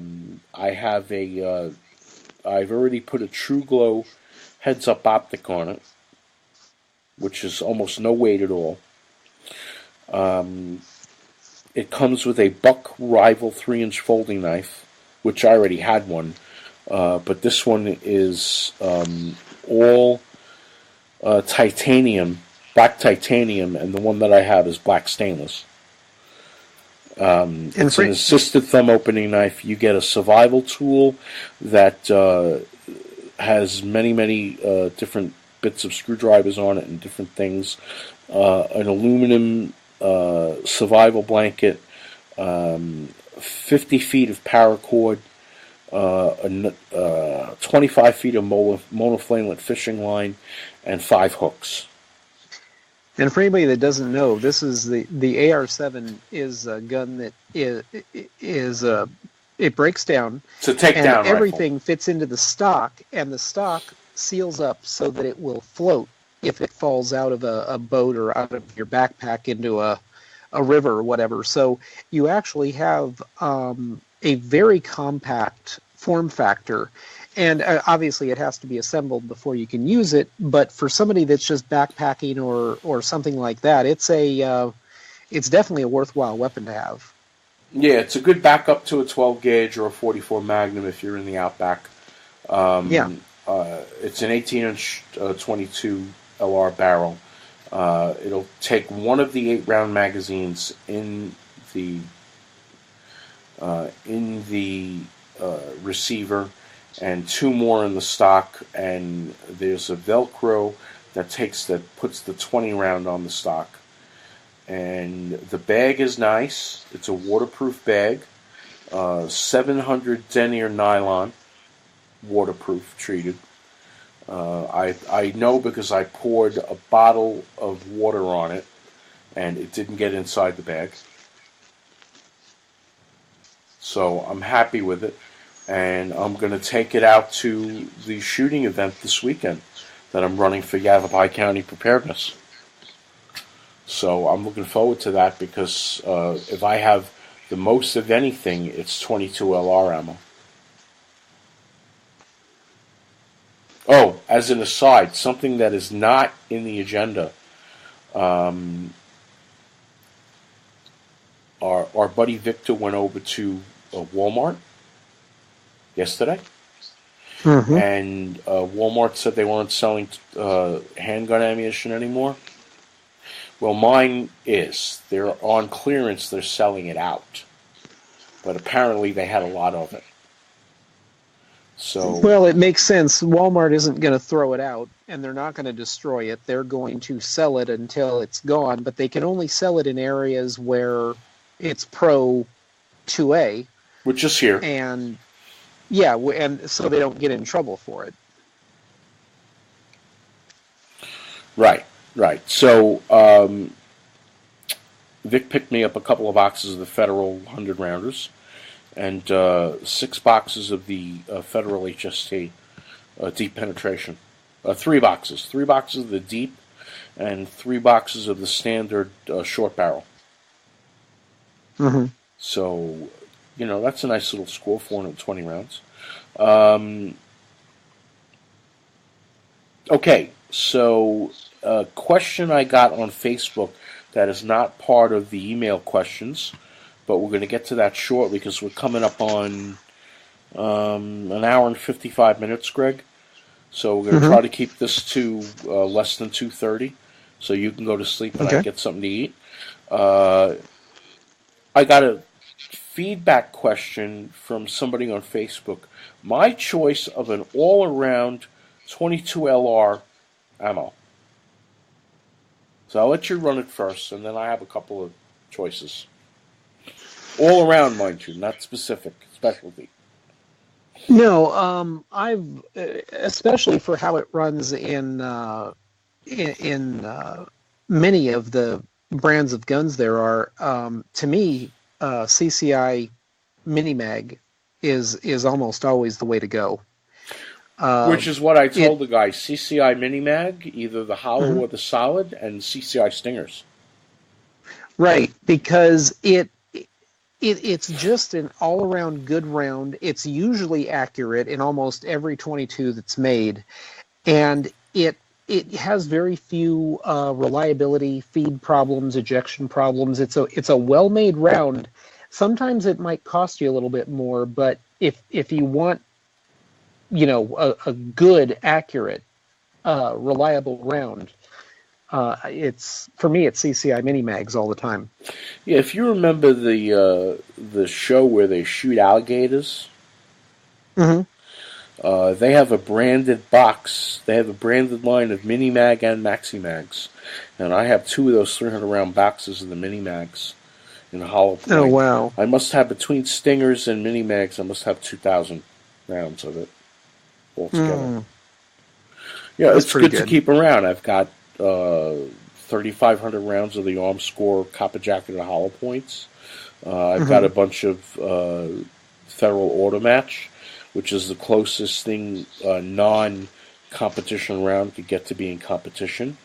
I've got a ton of Federal American Eagle, which in the hollow points are only 40 rounds a box, not 50. I've got some Red Mountain Arsenal that I just received. I did a request for some sample stuff for test and evaluation, and they sent me very nice combined 800-round package, and some of it is actually not theirs. Some of it is 100 rounds of the Piney Mountain Tracers, but the other 700 rounds is their assorted 22 ammo. They've got a 22 hollow point, a 22 round nose, and they were nice enough to send me generous sampling of each, as well as some of their 9mm. Yeah. So I want to get to the emails, and I want to get to trivia. The trivia, we'll do that first, and then we'll do the emails. So Here is this week's trivia question. By the way, the last question was answered correctly by Ricky, R-I-K-K-I, from Kentucky, and she was the random person correct answer that I chose for the last one, and we were very happy to send her a copy of Shooting Blanks by Alan Gottlieb and Dave Workman. So this week I'm going to do something a little different. I'm going to offer you the USCCA manual by Rob Pincus with some assistance from Richard Mann and David Fortier on Basic Pistol Fundamentals Level 1. And this is a book you receive if you become a USCCA member. All right, unless you go to Gun Rights Policy Conference and you receive it for free. So this week's question is a little different. And it is still related to firearms, but it is a little different. And we're going to go this way. We're going to see what your knowledge of military firearms history is. Okay? And the question is, what was the preferred light machine gun of the Navy SEALs during the Vietnam conflict? what was the preferred light machine gun of the U.S. Navy SEALs during the Vietnam conflict?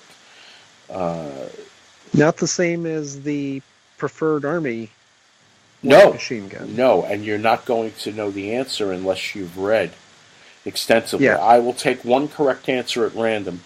Will receive at my expense this book. So that's trivia. And Greg knows the answer because Greg's a military historian as well as general firearms. That's why historian. I thought I'd give the hint before you got 60 of the wrong answer. Oh yeah, because if 25 people email me the M60, I'm going to say you're wrong. Exactly. Okay. First email question this week is from Margie. Margie is in Louisiana, Shreveport, Louisiana. And Cool. She said to me, I am a new shooter, and I'm a crime victim of 3 years ago, but I've recovered and moved on with my life. I've been shooting a little over a year now. I'm very fortunate that I have a current boyfriend, future husband, who is showing me the ropes, which she put in parentheses. She said, but I don't know any good gun shops in the Shreveport area. Well, Margie, do I have a word for you? I want you to go to Clark's Guns in Shreveport. Okay, look them up. Jim Clark Sr. and most recently who passed away, Jim Clark Jr., and the family is keeping it going. They do customs, they do everything. They do all kinds of gunsmithing. They have a full-service shop. It's the only shop in Shreveport that I know, but it's definitely worth it. If you're going to pay $25 extra for a carry gun there, I would do it. And they happen to be in-laws to the Mitchellek family. And there may be days where you could see Lena Mitchellek in the shop, a world-class, world champion competition shooter. And obviously, this is a problem for it's becoming less of a problem these days. But originally, women in shooting, it was kind of a crapshoot as far as finding a store that was not sexist towards women shooters. My wife went into a well-known firearms shop in our town that we lived in, and they were a Glock certified armorer. Now, we had just finished taking our certification at the police academy, and we were out shooting on our property, and her rear sight literally fell off the gun. She fired at the target 3 or 4 times, and on the 5th shot, rear sight was gone. Another reason why I don't like chalk. Yeah, but she looked it up and went to the shop that was the Glock armorer in our area, and I kid you not, she handed the gun over, said that she had shot the rear sight off the gun and wanted to have it, reattached, reinstalled. And there were 2 guys that owned this shop. They both looked like ZZ Top, long beard, and And one of them looked at the gun, looked at her, and said, "You should have your husband bring his gun in." I kid you not. He put the gun back down on the counter and walked away from her. This was, to both of us, it was just unbelievable. And when she called around, she got similar bad responses. And finally wound up sending the gun back to Glock and having them do it and return it to her. But I mean, this was a long time ago, comparatively. It wasn't, in the last year or two. But that's something that you have to really watch out when you're female going into a gun store. You have to kind of get that feel. And if you get a bad feel, go with it. Don't go back. And they obviously weren't singing Sharp Dressed Man or Legs. No, they didn't have singing ability. They weren't ZZ Top. I just It was said a they joke. Like, it was a joke. Yeah. It was a joke. Next question is from Oren. Oren is in Utah. Hey, Oren, we're neighbors. I'm just below you in Arizona. He's in Cold Creek, Utah, about 3.5 hours north of me. And Oren asks me, he says, guys, love the show. And I gave you guys a thumbs up 5-star review on Apple Podcasts. Thank you, Oren. Oh, cool. He says, I listen every day because I have almost a 100-minute drive back and forth between where I live and Salt Lake City. Oh, the Salt Lake City area to go to work. So he states that he is a reserve law enforcement officer in his town and a former U.S. Air Force. He was a B-52 bomb technician. And it's funny because the drummer in my band did the same thing in the Air Force. He was B-52 bomb tech. Oh, wow. Oren says, I need some advice on a shorty shotgun for the front door. Keep in mind that my wife or kids may have to employ this when I'm not home. And he states my kids are 14, 17, and my 20-year-old is in and out because he goes to college. But he's in and out. Okay. Well, now, if we're talking about a door gun, I would probably, because of the short distance involved, you could go down to 20 gauge, which would make it easier for the kids and the wife as far as recoil and also size.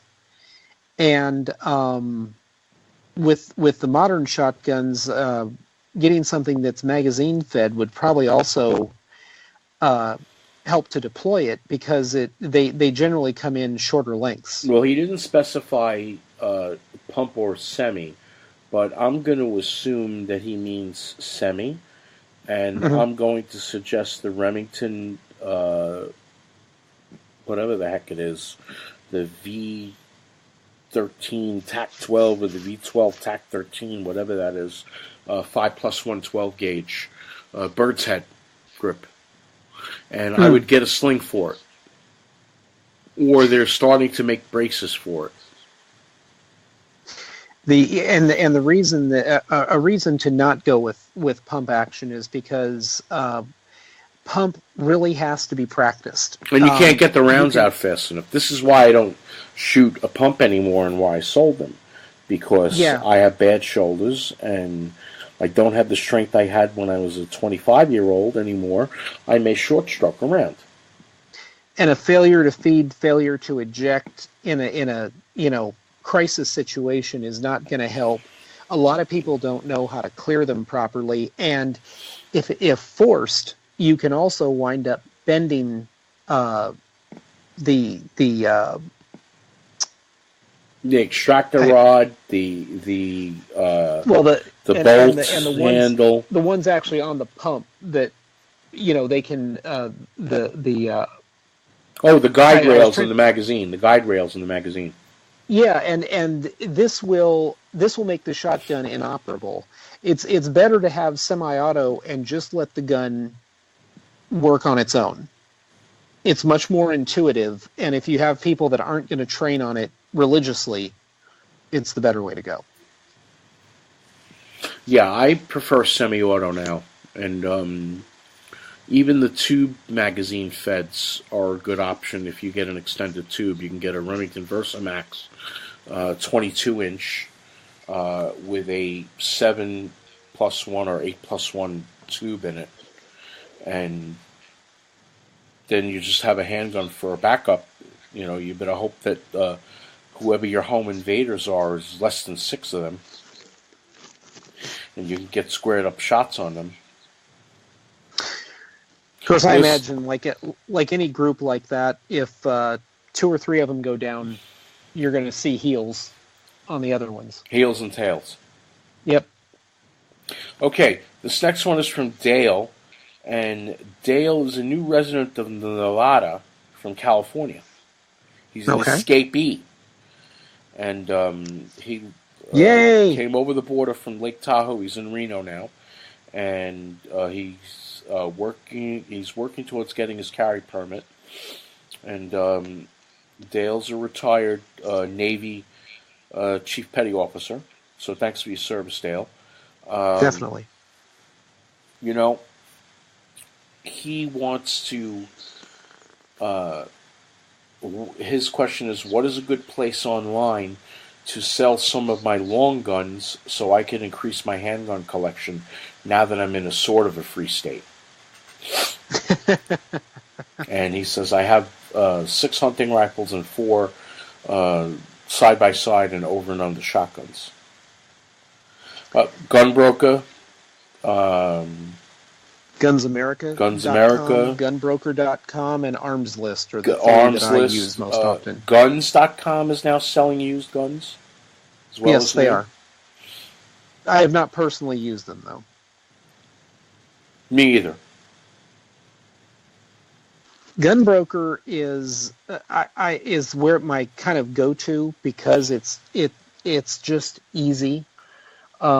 You put up a picture, you type a description, and it's good to go. And if it doesn't sell, it's easy enough to change the price and relist it.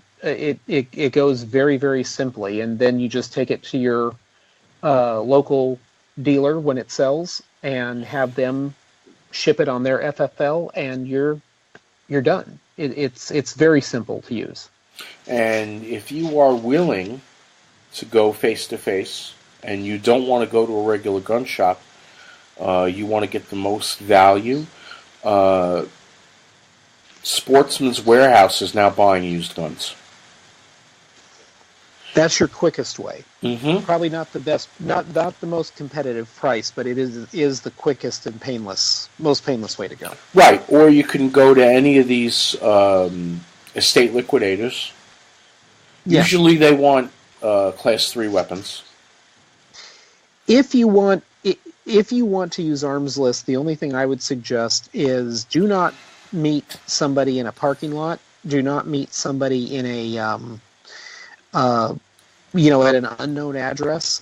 If I use Arms List, I always go to a gun store and actually transfer the weapon through them. And I just let it, I say that in the ad. I say, this will be transferred at an FFL dealer. And so it doesn't... Well, that way you make sure the person has can pass a 4473. They can pass the 4473, and there have been cases where people have showed up at a transfer in a Walmart parking lot, and they've been robbed. So it's just like Craigslist. You have to be very, very cautious. And doing it at a firearms shop where there's a lot of armed people around is the safest way to do it. Right, I agree with that. Or a gun show, and you could bring it in with you. Check it, make sure it's cleared. They put a zip tie around it, and you stick a pole in the barrel and walk around with a sign. Yeah, that's that will get you a lot of interest, and you'll probably have to negotiate, but it almost always will sell if you start early enough in the morning. Yeah, in fact, our buddy Victor is selling his Hugo Legion AK to get an M1 grant, an M1A national match. Mm-hmm. So we're going to do that on Saturday at the gun show after we go to synagogue. So. Oh, cool. Because it's every Veterans Day weekend. We have our local show here, which is not as big as the one we go over the mountain for in Prescott, but there's some good stuff. And you could always buy ammo, and you could always buy accessories and knives and books If you're not happy with any of the guns, you can keep most of the money in your pocket. I do medical supplies. I never go anywhere without buying medical supplies to any of these shows. All right, next question. Greg mentioned this to me in pre-production. We have a letter from Peaches. Yeah. Peaches is in Georgia. And Peaches... That just figures, doesn't it? I mean, Peaches has to be in Georgia. I agree. I don't know if she's describing a body part or where the main fruit in the state. We'll leave that up to nobody's imagination. Peaches wants to know... Peaches is an older gal, and she is beginning to have a little bit of arthritis, and she's having trouble racking the slide on her late husband's Smith & Wesson 9mm.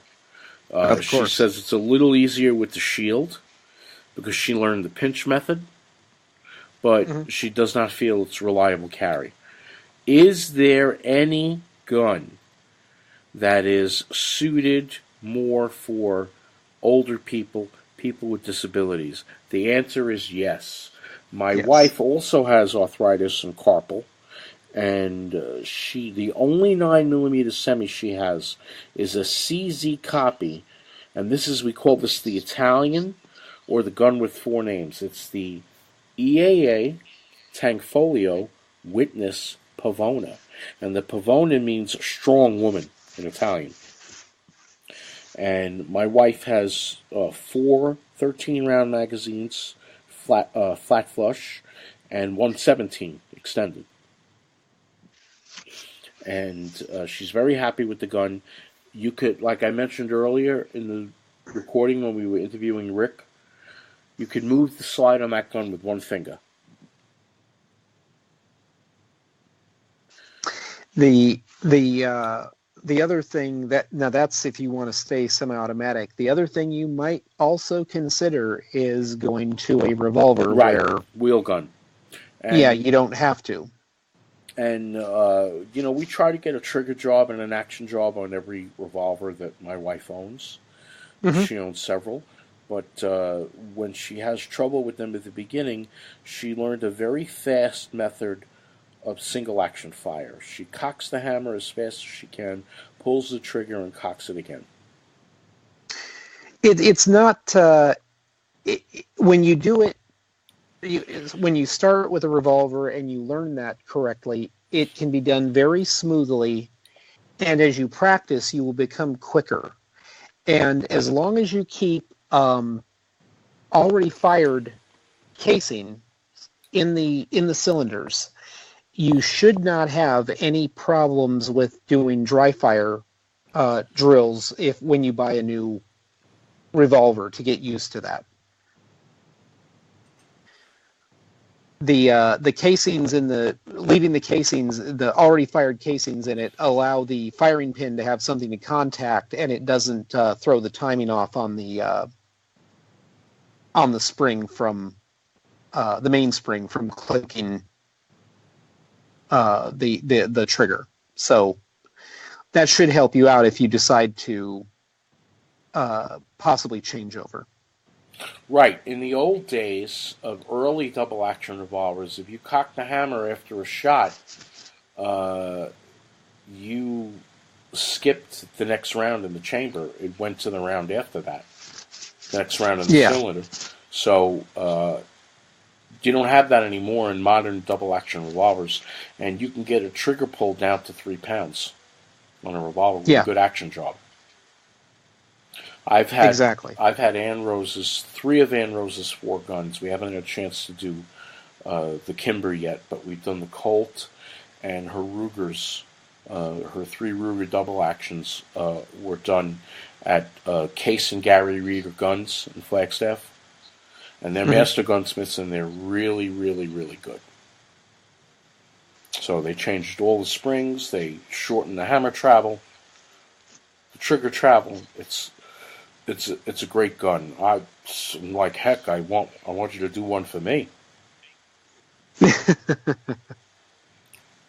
So, Last but not least, this is from Richard, and Richard is not that far away from where Rick was tonight, where he joined us from. He's one state away in Wisconsin, and he says, "Help! My governor is a rhino, and we're getting ERPOs in place as of 1 January. Where do I go? I'm retired now, so I don't have to worry about work. My wife is gone. My kids are all grown and married. Where do I go?" Okay. Richard, if you want to make a good life for yourself, you want to move a couple of hours west and get into the Dakotas, Montana, Wyoming, even certain parts of Minnesota, if you want to stay in the area you are. Greg's going to suggest Indiana. Well, no, all I was going to say was you have to be very careful because a lot of states are considering these. And even though yours may be on the forefront of changing, wherever you go, it's going to be very hard to avoid them completely. What I've been looking at is the fact that some of them only allow family members to swear them out. Others, basically, anybody in the state can turn you in, even if they don't know you. They could see a post on Twitter. You could say, "Hey, I just got a new gun." And they could immediately call you in and say, "You're dangerous, you're suicidal," and in whatever. some cases, they could actually find a list of CCW holders exactly. in their state or in their city or county and just start doing a robodial with the cops. They just split the names up and have different people call them in and say, I heard him say this or he posted that, and you're done. So if it's only left to family members, or if it's only left to say a medical professional or a mental health professional, at least then you know that it has to be somebody that knows you that swears one out. This is a very important point of these, because if you're in a state where I could just see you buying ammunition at Walmart, get your plate number, and turn you in, you're pretty much doomed no matter what you do. You can't shoot, you can't show the guns, you can't have anybody over that sees that you're a gun owner. So, I mean, it sounds a little bit paranoid, but when it depends on how they make the law. Some states want the laws to make you paranoid. So that's the important thing to check out before you choose any place to go. Our big gun show in Prescott a couple of weeks ago, Crossroads of the West, we had about 24 Moms Demand petitioners. And I saw one person standing with them who had a clipboard who was writing down license plates. There was even an article. And I rolled over to her with my wheelchair and I said, "Excuse me, what are you doing?" And I took pictures of them and said, "You're not allowed to photograph me. I didn't give you permission." And I said, "You're writing down license plate numbers of people at this gun show. What you're doing or what you're preparing to do is illegal. Yeah. And if you don't cease and desist right now and give me that list for me to destroy it, I'm telling the state trooper right over there at the front gate what you're doing." And so they stopped. They wouldn't give me the list, but they stopped.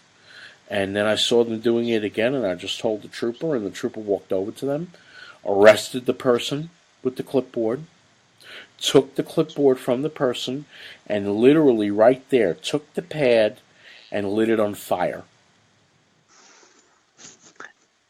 There was even a recent story about California Department of Justice was sending agents across state lines to keep an eye on California residents. The example they gave was a Reno gun show. And basically these agents were tracking any California plate that parked in or around the gun show. And if they saw a person parking and going in, they would follow them around the gun show. One guy bought a single high-capacity magazine for his Glock pistol, and he was arrested as he entered the state. So, I mean, it's amazing what you have to, depending on where you're a citizen, what you have to avoid. I mean, supposedly the Department of Justice now says they've quit doing this, but, you know, take it with a grain of salt. They do that in Western New York, too, with people coming back from gun shows in Pennsylvania. Yeah. They've been doing it for years. They've been doing it for years. All right. So you want to know your state laws very, very carefully. So this was a long one because Rick stayed with us over. So this is almost 2 hours and 25 minutes. Greg, really quick, final thoughts. You know, let's keep an eye on what's going on with the candidates and the state laws and the federal laws, and make yourself known. Make sure to email your representatives, give them a call at their office in D.C.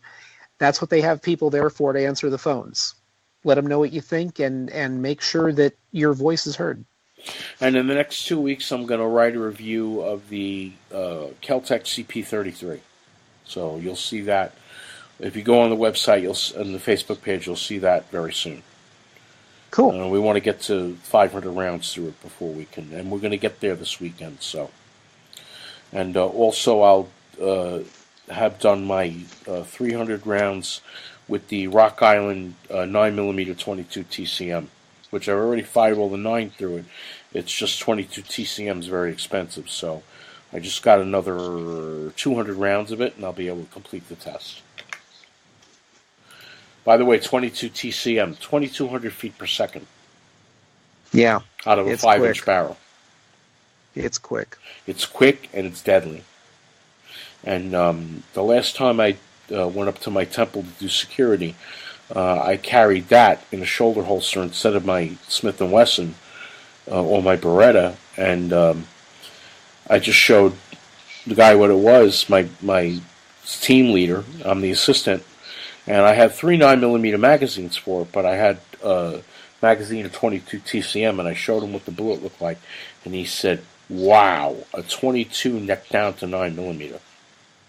Mm-hmm. I said, "Exactamundo." But you need a different barrel and a different magazine to be able to change it out. Exactly. It's kind of like the 5.7 by 28. It was the round that was used in the Fort Hood shooting, mm-hmm. and it amazingly, in that event, it had a 100% capability of breaking bones, and that means every bone that was hit was shattered by the 5.7 by 28. And so I kind of not laughing at the people that got injured or killed, but I'm saying laughing at the idea you hear in gun stores all the time where they say the 5.7 by 28 is just a overhyped 22. It is far from that, and I think the round you're talking about falls into that same category. It's at the speed it's going, it's a very serious round. You know, the first time I ever saw a 5.7 by 28, house painter working for me in my old house when I had just bought it had the FN pistol, and I said, Yep. 30 frickin' rounds? He said, Yeah. I only carry 1 spare, and I'm all set. 60 rounds of ammo, yeah. And everybody that tried to rush the shooter in Fort Hood, they didn't get. They said that up until the time he killed himself, nobody got within 15, 20 feet of him because he fired and they went down every single time. And a survivor from that, it's now 10 years, wants to know why the guy, there hasn't been more prosecution. Guy's on death row Of course. in Leavenworth. He hasn't been executed. Yeah, you'd think that they'd Hassan. want that as an example, Yeah. Well, he's got good lawyers, obviously. Obviously. Well, that's going to about do it for us, Greg. This is just about 2.5 hours. So all you folks that listen to us driving back and forth to work, you've got a couple of trips to listen to. I hope you enjoyed the Rick Ector interview. It was several months in the making. That's going to about do it. We're going to be OUT out. Good night, folks. Good night.